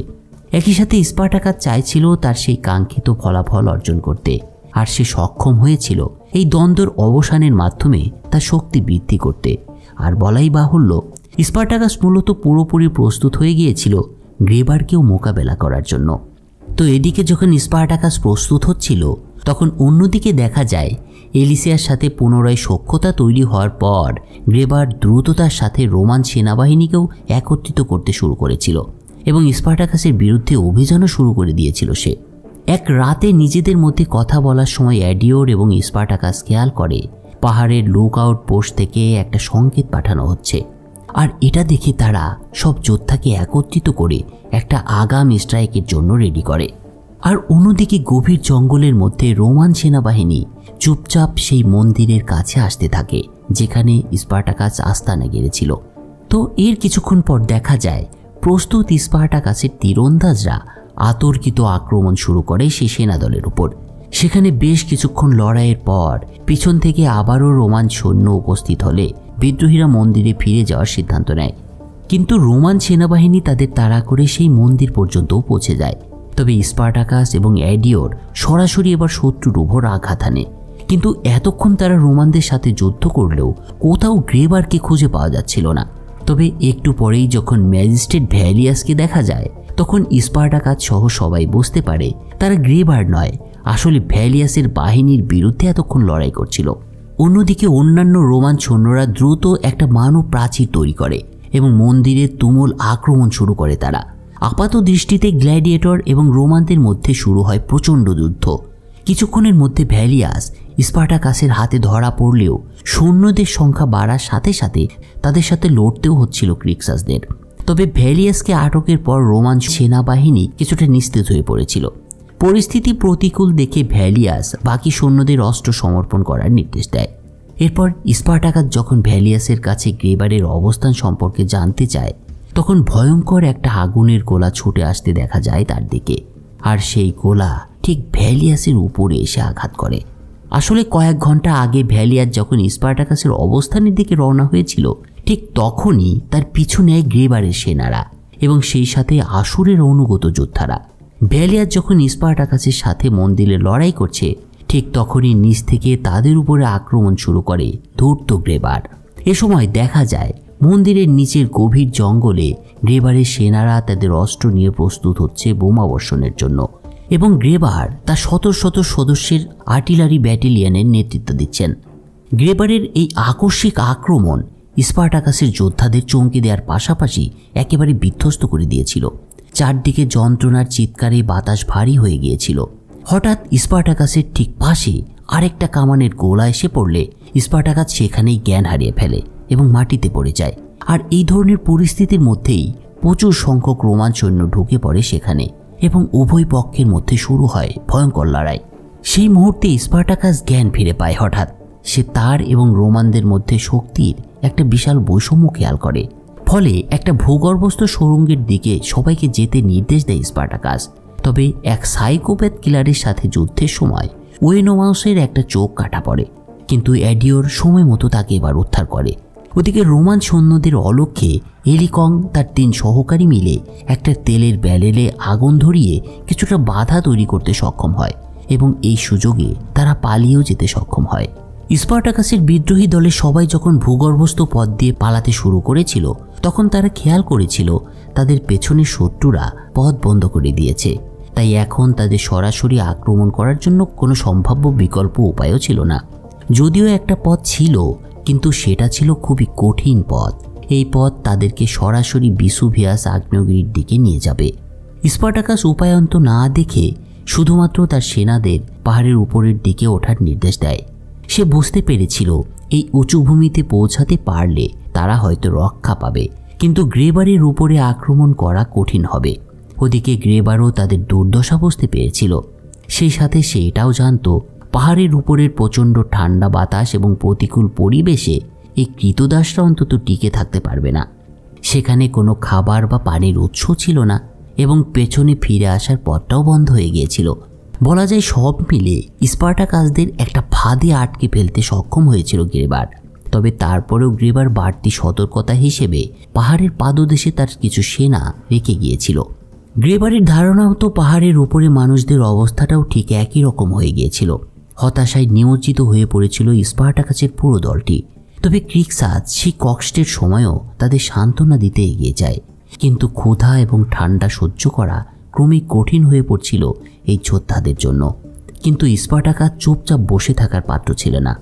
সে জানত আশাহীন হলেও একটা প্রচেষ্টা তাকে চালাতেই হবে, যদি সেটা প্রাণঘাতী মিশনও হয়। আর সেই লক্ষ্যেই স্পার্টাকাস নিচে নামারও একটা পথ বের করে ফেলে একদিন। পাহাড়ের পাদদেশে রোমান সেনারা অপেক্ষা করছে তাদের জন্য। তা সত্ত্বেও তারা পাহাড়ের পাদদেশে রোমান সেনাবাহিনীর বিরুদ্ধে আক্রমণ শুরু করে। তবে সেখানে রোমানদের মূল দলটা ছিল না, এরা ছিল আশুরের খুনে যোদ্ধারা।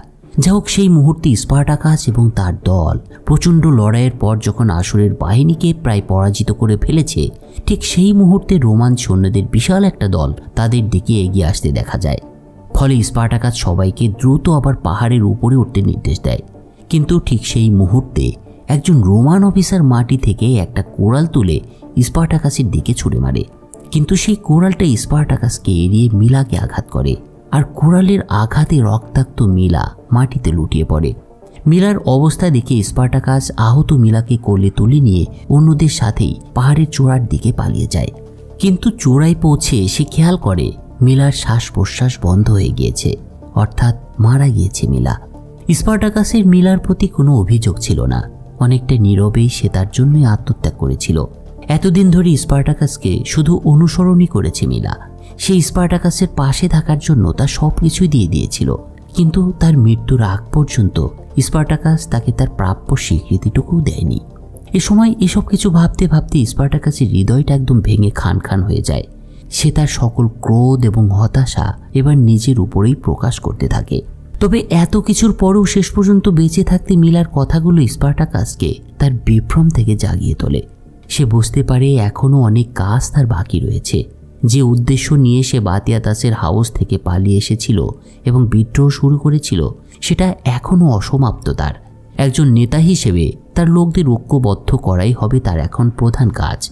তারা যে অবস্থানে ছিল সেটা তাদের কাছে কিছুটা সুবিধা এনে দিয়েছিল। স্পার্টাকাস বুঝতে পেরেছিল এত উঁচুতে উঠে গ্রেবার কখনোই তাদের আক্রমণের কথা চিন্তা করবে না। তো এদিকে যখন এসব চলছিল, অন্যদিকে এরপর একটা গাড়িকে দেখা যায়। সেই গাড়ির মধ্যে আমরা গ্রেবারের স্ত্রী অ্যালিসিয়া ছাড়াও লিডিয়াকেও দেখতে পাই। স্পার্টাকাসের ওখানে অ্যালিসিয়ার প্রেগন্যান্সির অবস্থা বুঝতে পেরেছিল স্পার্টাকাস, তাই সে তাকে না মেরে অ্যাডিওর সাথেই ফিরিয়ে দেয়।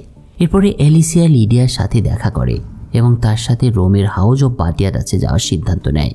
কিন্তু অ্যালিসিয়া গ্রেবারের কাছে যাওয়ার আগে লিডিয়ার পরামর্শে বেশ কিছু কাজ শেষ করেছিল। সে জানত তার সন্তান জন্ম দেওয়ার সময় এসে গিয়েছে এবং বেঁচে থাকতে হলে তাকে জীবনের বাকি সময়টা গ্রেবারের সাথেই কাটাতে হবে। তো লিডিয়া তাকে জানিয়েছিল, তোমার স্বামী আমাকে প্রশিক্ষণের জায়গা সহ আশুরকে দেওয়ার সিদ্ধান্ত নিয়েছে। গ্রেবারকে আশুরের নিয়ন্ত্রণ থেকে মুক্ত করার একমাত্র উপায় হলো আশুরকে হত্যা করা। দীর্ঘদিন ধরে লিডিয়া নিজেকে সাহায্য করে আসছিল, তাই অ্যালিসিয়া এই বিষয়টাকে এবার গুরুত্ব দেয়। সে লিডিয়াকে সাহায্য করতে মন স্থির করে এবং তারপরে সে গ্রেবারের সাথেও দেখা করে। অ্যালিসিয়াকে দেখে গ্রেবার অবাক হলেও সে তাকে তার মনের ইচ্ছাটা জানায়। অ্যালিসিয়ার একমাত্র চিন্তা ছিল রোমে প্রসবের জন্য ফিরে যাওয়া।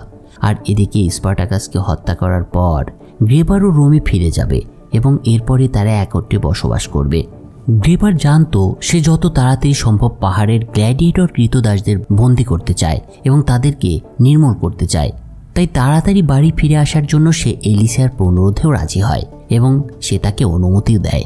এরপরে অ্যালিসিয়া কাপুয়ায় ফিরে আসে এবং গ্রেবারের বিজয়ের খবরের অপেক্ষা শুরু করে।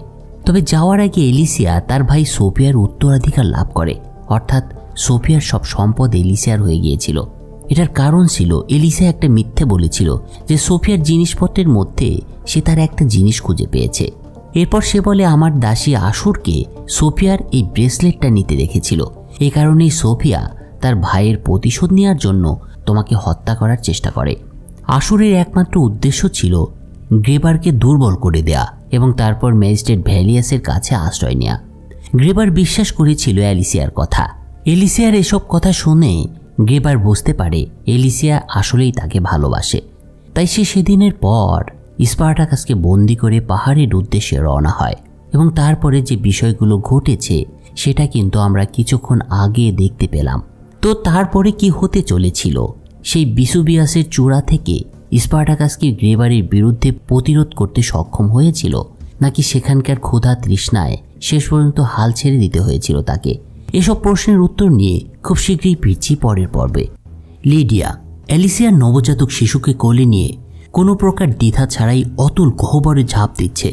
লিডিয়া এরকমটা কেন করলো বা কোন বিষয়টা তাকে এতটা মরিয়া করে তুলেছিল, চলুন সেটা দেখে আসি। মাত্র কয়েকদিন আগে লিডিয়া ক্যাপোয়ায় তার বাড়িতে ফিরে এসেছিল অ্যালিসিয়াকে সাথে নিয়ে। সেখানে ফিরে সে তার সবচেয়ে প্রিয় পরচুলাগুলো খুলে ফেলেছিল, যেটা সে বাতিয়াদাসের মৃত্যুর পর থেকে পড়ে আসছিল। আর বলা যায় আপাত দৃষ্টিতে সেই ভয়ঙ্কর অতীত অভিজ্ঞতাগুলোকে লিডিয়া পরিত্যাগ করতে চাইছিল। তো সেদিন লিডিয়া তার প্রিয় রেলিংয়ের কাছে দাঁড়িয়ে যখন স্মৃতিচারণ করছে, তখন এলিসিয়াকে দেখা যায় দুই হাত তার দিকে বাড়িয়ে ধীরে ধীরে এগিয়ে আসছে এবং কাছে গিয়ে পেছন থেকে তাকে পাহাড়ের উপর থেকে ধাক্কা দিয়ে ফেলে দেওয়ার চেষ্টা করছে সে। কিন্তু হঠাৎ সেই মুহূর্তে অ্যালিসিয়ার অ্যামনিওটিক লিকুইড মানে সন্তান ভূমিষ্ঠ হওয়ার আগে মাতৃ গর্ভ থেকে যেটা বের হয় সেটা হঠাৎ ফেটে যায়। আর স্বাভাবিকভাবেই মনে হচ্ছিল তার ভিতরে শিশুটি এই পৃথিবীতে আসার জন্য আর অপেক্ষা করতে পারছে না। এদিকে পেছনে কারো উপস্থিত টের পেয়ে লিডিয়া পেছন ফিরে তাকায় এবং এলিসিয়ার অবস্থা দেখে সে দ্রুত তাকে সাহায্য করে এবং তাকে ভেতরে নিয়ে যায়। এরপর সে নিজে তার সন্তান জন্মদানে সাহায্য করতে থাকে। কিন্তু এলিসিয়ার তখন প্রচণ্ড প্রসব ব্যথায় উঠেছিল, ফলে লিডিয়া তার ব্যথা উপশমের কোনো ওষুধ পাওয়া যায় কিনা সেটা খুঁজতে ভেতরে চলে যায়। এর কিছুক্ষণ পর দেখা যায় রক্তাক্ত অবস্থায় হাতে রক্ত মাখা একটা ছুরি নিয়ে সেখানে প্রবেশ করছে লিডিয়া। এলিসিয়াকে সাহায্য করা এক দাসীকে সেই ছুরি দিয়ে সে সেখানেই হত্যা করে এবং তারপর এগিয়ে আসে এলিসিয়ার দিকে। আসলে এটাই ছিল লিডিয়ার সত্যিকারের চেহারা। দিনের পর দিন সে শুধু অপেক্ষা করেছে, তার সৌন্দর্য বিসর্জন দিয়েছে শুধুমাত্র এলিসিয়ার গর্ভের সন্তানের জন্য। কিন্তু এই শিশুটিকে নিয়ে লিডিয়া আসলে কি করতে চাইছিল, তার উদ্দেশ্যটা কি ছিল, সেটা আমরা একটু পরেই দেখব। মাই ডিয়ার ফ্রেন্ডস, এই অংশটুকুর মাধ্যমে আজ আমরা স্পার্টাকাস সিজন 2 এর শেষ পর্বের এক্সপ্লেন শুরু করতে যাচ্ছি। তো আপনারা এই বেশ কয়েকটা দিন ধরে স্পার্টাকাসের বিভিন্ন পর্বের এক্সপ্লেন আমার কণ্ঠে শুনেছেন। কেমন লেগেছে সেটা আপনাদের কমেন্টসের মাধ্যমে আমি কিছুটা অন্তত আজ করতে পেরেছি। তো যদি সত্যি আমার এক্সপ্লেনগুলো আপনাদের ভালো লাগে তাহলে প্লিজ চ্যানেলটাকে সাবস্ক্রাইব করার জন্য বিনীত অনুরোধ জানাচ্ছি এবং সেই সাথে আমার উপর আপনাদের প্রত্যাশাকে অটুট রাখারও আহ্বান জানাচ্ছি, কারণ এরপরে আরও সব এক্সাইটিং টিভি সিরিজ আসতে চলেছে, আমি কথা দিচ্ছি। তবে এজন্য আপনাদের সাপোর্ট ভীষণ ভীষণ দরকার, তাই প্লিজ সাবস্ক্রাইব করতে ভুলবেন না। যা হোক, এদিকে যখন এটা চলছে ঠিক তখন গ্রেবারের ফ্রন্টলাইন মিলিটারি ক্যাম্পে আশুরের সাথে গ্রেবারকে আমরা দেখতে পাই। গ্রেবার তাকে হঠাৎ অদ্ভুত একটা কথা জিজ্ঞাসা করে বসে, তবে এই কথাটা সবচেয়ে বেশি অদ্ভুত লেগেছিল আশুরের কাছে। গ্রেবার যখন তার কাছে জানতে চায় কেন সে তার সাথে বিশ্বাসঘাতকতা করলো, তখন আশুর যেন আকাশ থেকে পড়ে। তারপরে সে ব্যাখ্যা করার চেষ্টা করে তার নিজের অবস্থা এবং গ্রেবার কেন তাকে এসব বলছে সেটা তার কাছে জানতে চায় সে। কিন্তু আশুরের এসব কথার পরেও গ্রেবার তার প্রতি সদয় হয় না। এখন বলেন তো আপনারা কি বুঝতে পারলেন এর মাধ্যমে? গ্রেবার কেন আশুরকে এই দোষারোপটা করলো? গত পর্বটা যারা মনোযোগ দিয়ে দেখেছেন তারা বলতে পারবেন আশা করি। আসলে গত পর্বের শেষের দিকে লিডিয়া আশুরের সাথে ভ্যালিয়াসের একটা যোগাযোগের বিষয়ে অ্যালিসিয়াকে জানিয়েছিল, মনে আছে নিশ্চয় আপনাদের। এটা লিডিয়া কেন বলেছিল সেটাও আশা করি বুঝতে পেরেছেন। আশুরের দ্বারা লিডিয়া যে ধরনের শারীরিক এবং মানসিক নির্যাতনের শিকার হচ্ছিল তার থেকে রক্ষা পাওয়ার জন্যই মূলত আশুরের উপরে শোধ নিতে চাইছিল লিডিয়া। তো আশুর যখন বুঝতে পারে গ্রেবারের এই আচরণের পর আসলে তার কিছুই করার নেই এবং গ্রেবারকে সে কোনোভাবেই বোঝাতে পারবে না, তখন আশুর গ্রেবারের সামনে নতজানু হয়ে করুণা ভিক্ষা করে। তার এই অবস্থা দেখে গ্রেবার এবার তার প্রতি কিছুটা আনুগত্য প্রদর্শনের সুযোগ দেয়। আশুরকে আরও একটা সুযোগ দেওয়ার সিদ্ধান্ত নেয়, তবে এর থেকে সে আশুরকে মেরে ফেললেই মনে হয় ভালো করত, কারণ গ্রেবার আশুরকে স্পার্টাকাসের কাছে পাঠানোর সিদ্ধান্ত নিয়েছিল একটা প্রস্তাব দিয়ে। সে মূলত স্পার্টাকাসকে একটা বার্তা দেওয়ার জন্য আসুরকে পাহাড়ের উপরে পাঠিয়ে দিয়েছিল। এই পাহাড়ের কোনো একটা জায়গায় স্পার্টাকাস আস্তানা গেড়ে বসে আছে, যেটা আমরা গত পর্বে দেখেছিলাম। তো গ্রেবারের কাছ থেকে রওনা হয়ে কিছুক্ষণের মধ্যে আসুর সেই পাহাড়ের চূড়ায় গিয়ে পৌঁছায় এবং প্রত্যাশিতভাবেই স্পার্টাকাসদের সাথে তার দেখা হয়। গ্রেবার আসুরকে দিয়ে যে বার্তাটা পাঠিয়েছিল সেটা হলো, যদি স্পার্টাকাস এবং তার লোকজন অস্ত্র সমর্পণ করে তবে গ্রেবার তাদের জীবন রক্ষা করার চেষ্টা করবে এবং তারা সাধারণ ক্ষমাও পাবে এবং তারপর তারা গ্রেবারের অধীনে কৃতদাস হিসেবে কাজ চালিয়ে যেতে পারবে। আর যদি তারা এই প্রস্তাব প্রত্যাখ্যান করে তবে তারা এই পর্বতের আস্তানাটা তো হারাবেই এবং তাদের মৃত্যুদণ্ডের মুখোমুখিও হতে হবে। আসুরকে এই কথাগুলো শিখিয়ে দিয়েছিল গ্রেবার। তার বিশ্বাস ছিল এই ধরনের প্রস্তাবে স্পার্টাকাসের বিদ্রোহের মনোবলটা কিছুটা নড়বড়ে করে দেবে, কিন্তু এই কথার প্রভাব হয় বিপরীত। স্পার্টাকাস সহ কৃতদাসরা মরিয়া হয়ে ওঠে আসুরের প্রস্তাব শুনে। অবস্থা বেগতিক দেখে এবং সবকিছু পরিকল্পনা মতো হচ্ছে না দেখে আসুর এবার পালিয়ে যেতে চায়। কিন্তু কিভাবে এই কৃতদাসরা আসুরকে এত সহজে পালাতে দেবে? এই আসুরের কারণে পদে পদে বিভিন্ন জায়গায় হেনস্থা হতে হয়েছে স্পার্টাকাসের। তো এ সময় ক্রিক্সাসকে দেখা যায় আসুরের দিকে এগিয়ে যেতে এবং সে তাকে হত্যা করতে প্রস্তুত হয়। আর ধূর্ত আসুর জানত ক্রিক্সাস একজন সোজা সাপটা মানুষ, তাই সে তাকে মানসিকভাবে আঘাত করার চেষ্টা করে। আসুর ক্রিক্সাসকে বলে ক্যাপোয়ান গডের তার মতো এক দুর্বলকে ধমক দেয়া ভালো দেখায় না।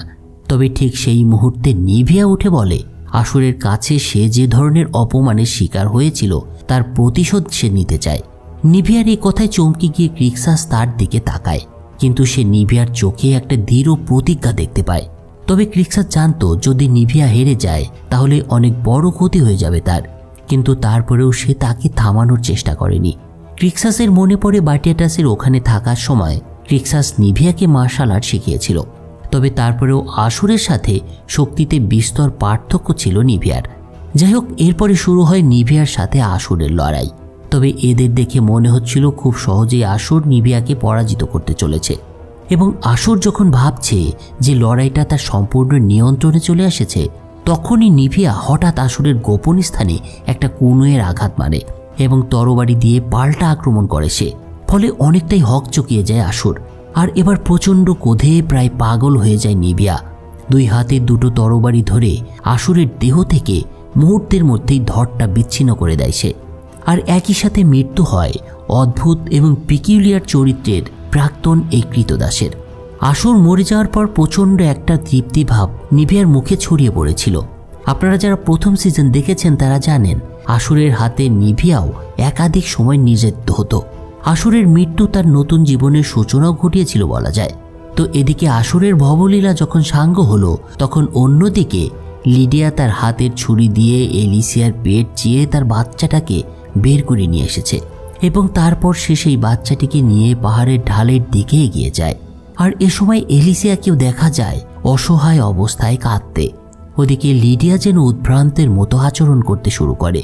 এত বছর ধরে বার্টিয়াটাসের সাথে থাকা সত্ত্বেও তার কোনো সন্তান হয়নি। যদিও একটা সন্তানকে সে পেটে ধরেছিল, কিন্তু সেটাও আর পৃথিবীর মুখ দেখেনি।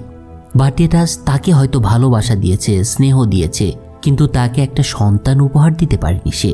মূলত এই বিষয়টাই লিডিয়ার আজীবন অনুশোচনায় পরিণত হয়েছিল। এখন তার একমাত্র ইচ্ছে হচ্ছে এলিসিয়ার এই সন্তানকে পরের জন্মে নিয়ে যাওয়া এবং তার গভীর অনুতপ্ত স্বামীর সাথে পুনরায় মিলিত হওয়া। এ ধরনের চিন্তা করতে করতে পাহাড়ের উপর থেকে নিচের দিকে ঝাঁপ দেয়। আর এভাবেই শেষ হয় স্পার্টাকাস টিভি সিরিজের বর্ণাঢ্য একটা চরিত্রের। লিডিয়া এদিকে আত্মহত্যা করলেও অন্যদিকে আসুরের মৃত্যুর পর সাহসী চেতনায় উদ্বুদ্ধ হয়ে উঠেছিল স্পার্টাকাসের মন। সে বুঝতে পেরেছিল এখন তাকে নিচে নেমে গ্রেবারের মুখোমুখি হতে হবে। তাই সে তার বিদ্রোহী ভাইদের পাহাড়ের সমস্ত লতাগুল্ম সংগ্রহ করে কয়েকটা লম্বা দড়ি তৈরি করতে নির্দেশ দেয়। দড়ি তৈরির কাজ শেষ হলে মেঘাচ্ছন্ন একটা দিন বেছে নিয়ে স্পার্টাকাস সহ কয়েকজন যোদ্ধা খারাপ পাহাড় থেকে নিচে নামার জন্য প্রস্তুত হয়। যদিও এই নিচে নামার কাজটা অত্যন্ত বিপজ্জনক ছিল, কিন্তু স্পার্টাকাস, ক্রিক্সাস, এলিকং এবং অ্যাডিওর একটা মিশনের অংশ হিসেবে পাহাড় থেকে নামা শুরু করেছিল। তাদের প্ল্যান ছিল প্রথমে তারা পাহাড় থেকে নেমে যাবে এবং শত্রুদের গতিবিধির উপর নজর রাখবে। তবে পাহাড় থেকে নামার আগে স্পার্টাকাস তার ভাইদের উদ্দেশ্যে একটা বক্তৃতা দিয়েছিল। বক্তৃতার পরেই অন্যদের সহায়তায় তারা চারজন খুব কষ্টে পাহাড়ের নিচের দিকে নামতে শুরু করে। অনেক কষ্টে পাহাড়ের কয়েকশো মিটার নিচে নেমে আসে চারজন। এরপর তারা নিঃশব্দে অবতরণ করে এবং নিচের 2 প্রহরীকে হত্যা করে।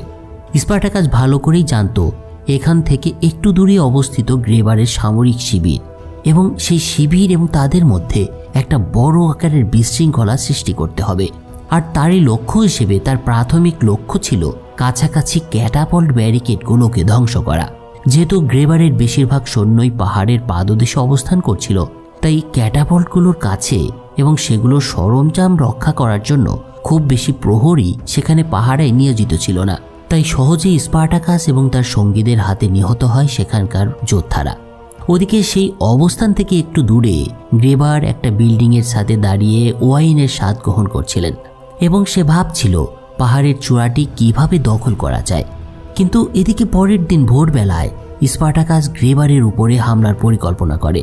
পরিকল্পনা মতোই পরের দিন শুরু হয় হামলা। গ্রেবার যখন রোমান সেনেটে তার পদ লাভের দিবা স্বপ্নে ব্যস্ত, তখন সে হঠাৎ লক্ষ্য করে তার দিকে বিশাল এক আগুনের গোলা ছুটে আসছে।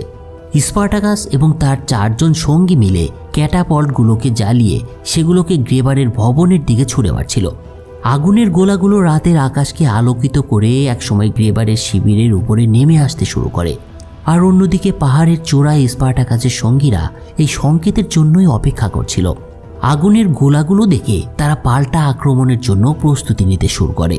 রোমান সৈন্যরা কখনো কল্পনাই করেনি যে তাদের ঘুমের মধ্যে জীবন্ত পুড়িয়ে মারা হবে। আর মুহূর্তের মধ্যেই পুরো শিবির রোমান সৈন্যদের যন্ত্রণার চিৎকারে ভারী হয়ে ওঠে। গ্রেবারের বিপুল সংখ্যক সৈন্য স্পার্টাকাসের মাত্র 4 জন সঙ্গীর হাতে পর্যদস্ত হতে থাকে এবং একই সাথে বাঁধ ভাঙা পানির তোরের মতো স্পার্টাকাসের সঙ্গীরা তাদের দিকে আসতে শুরু করে। এই অবস্থা দেখে গ্রেবার তার অবশিষ্ট সৈন্য নিয়ে স্পার্টাকাসদের প্রতিহত করার চেষ্টা চালায় এবং কিছুক্ষণের মধ্যেই গ্রেবারের মুখোমুখি হয় স্পার্টাকাস। এরা দুজনেই বহুদিনের পুরনো শত্রু। স্পার্টাকাস তার বিদ্রোহ শুরুই করেছিল মূলত গ্রেবারের কারণে। তো এ সময় 2 পক্ষের মধ্যে তুমুল লড়াই শুরু হয়। অ্যাডিওর, স্পার্টাকাস, ক্রিক্সাস, ওয়েনোমাস প্রাণপণে যুদ্ধ করতে থাকে গ্রেবারের সৈন্যদের বিরুদ্ধে। কিন্তু যুদ্ধের এক পর্যায়ে গ্রেবারের সেরা এক যোদ্ধার হাতে নিহত হয় ওয়েনোমাস। আর এটা দেখে অ্যাডিওর ছুটে যায় সেই সেনার দিকে এবং প্রচণ্ড ক্রোধে সেই দানবাকৃতির লোকটার বুকে তার তরবারি ঢুকিয়ে দেয়। এরপর ওয়েনোমাসের কাছে এসে দাঁড়ায় অ্যাডিওর। ইতিপূর্বে তার সাথে ওয়েনোমাসের মতবিরোধ থাকলেও ওয়েনোমাসের প্রতি এক ধরনের ভালোবাসা কাজ করত অ্যাডিওরের মধ্যে। তাই ওয়েনোমাসের মৃত্যুতে অনেক বেশি কষ্ট পায় এই লোকটা। এদিকে একের পর এক সেনাদের পরাজিত হতে দেখে আতঙ্কিত গ্রেবার পিছু হটতে শুরু করে। কিন্তু স্পার্টাকাসের মধ্যে ততক্ষণে রক্তের নেশা পেয়ে বসেছিল। সে তার দল নিয়ে ইতিমধ্যেই রোমান সৈন্যদের মেরে ফেলতে শুরু করেছিল এবং দ্রুতই গ্রেবারের সকল সেনার মৃত্যু ঘটে। আর এর কিছুক্ষণের মধ্যেই স্পার্টাকাসের হাতে ধরা পড়ে গ্রেবার। বলাই বাহুল্য এবার আর তার নিস্তার ছিল না। তবে গ্রেবার তার মৃত্যুর মুহূর্তেও একজন কৃতদাসের হাতে তার শেষ পরিণতি মেনে নিতে রাজি ছিলেন না। প্রচণ্ড অহংকারী এই রোমান জেনারেল শেষ পর্যন্ত ভেঙে পড়তে রাজি হননি, বরং সে স্পার্টাকাসকে অভিশাপ দিতে শুরু করেছিল। কিন্তু স্পার্টাকাস গ্রেবারের অভিশাপের ভয় পাননি। সে তার তলোয়ার উঁচু করে নির্মমভাবে গ্রেবারের মুখের মধ্যে সেটা ঢুকিয়ে দেয়। প্রচণ্ড কষ্ট এবং বাধা সহ্য করে সেই মুহূর্তে স্পার্টাকাস শেষ পর্যন্ত তার মৃত স্ত্রীর শত্রুর উপর প্রতিশোধ নিতে পেরেছিল। গ্রেবারের মৃত্যুর সাথে সাথে হয়তো স্পার্টাকাস তার সমস্ত রাগ শেষ করতে পারতেন, কিন্তু সেটা তিনি করেননি। কারণ যে সকল কৃতদাসদের তিনি মুক্ত করেছিলেন তাদের রক্ষা করার দায়িত্বটা তার উপরে আলটিমেটলি বর্তে গিয়েছিল। কিন্তু একই সাথে গ্রেবারের মৃত্যুতে রোমান সাম্রাজ্য প্রচণ্ড চিন্তার মধ্যে পড়ে যায়। একজন সামান্য কৃতদাসের হাতে রোমান জেনারেলদের হেনস্থার বিষয়টা রোমান কর্তৃপক্ষ ঠিক মেনে নিতে পারেনি। ফলে নতুনভাবে একজনকে নির্বাচিত করা হয় স্পার্টাকাসের বিদ্রোহকে থামানোর জন্য। কি ছিল সেই ঘটনা?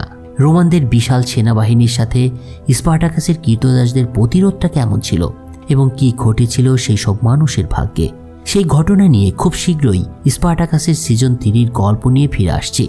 আশা করি সে পর্যন্ত আপনারা আমার সাথে থাকবেন এবং চ্যানেলটা সাবস্ক্রাইব করে রাখবেন, কারণ আপনাদের সাপোর্ট আমার ভীষণ দরকার। তো বন্ধুরা, সব মিলিয়ে কেমন লাগলো দ্বিতীয় সিজনের গল্প সেটা আপনারা কমেন্টে জানাবেন। আর সবাই ভালো থাকবেন। Take care.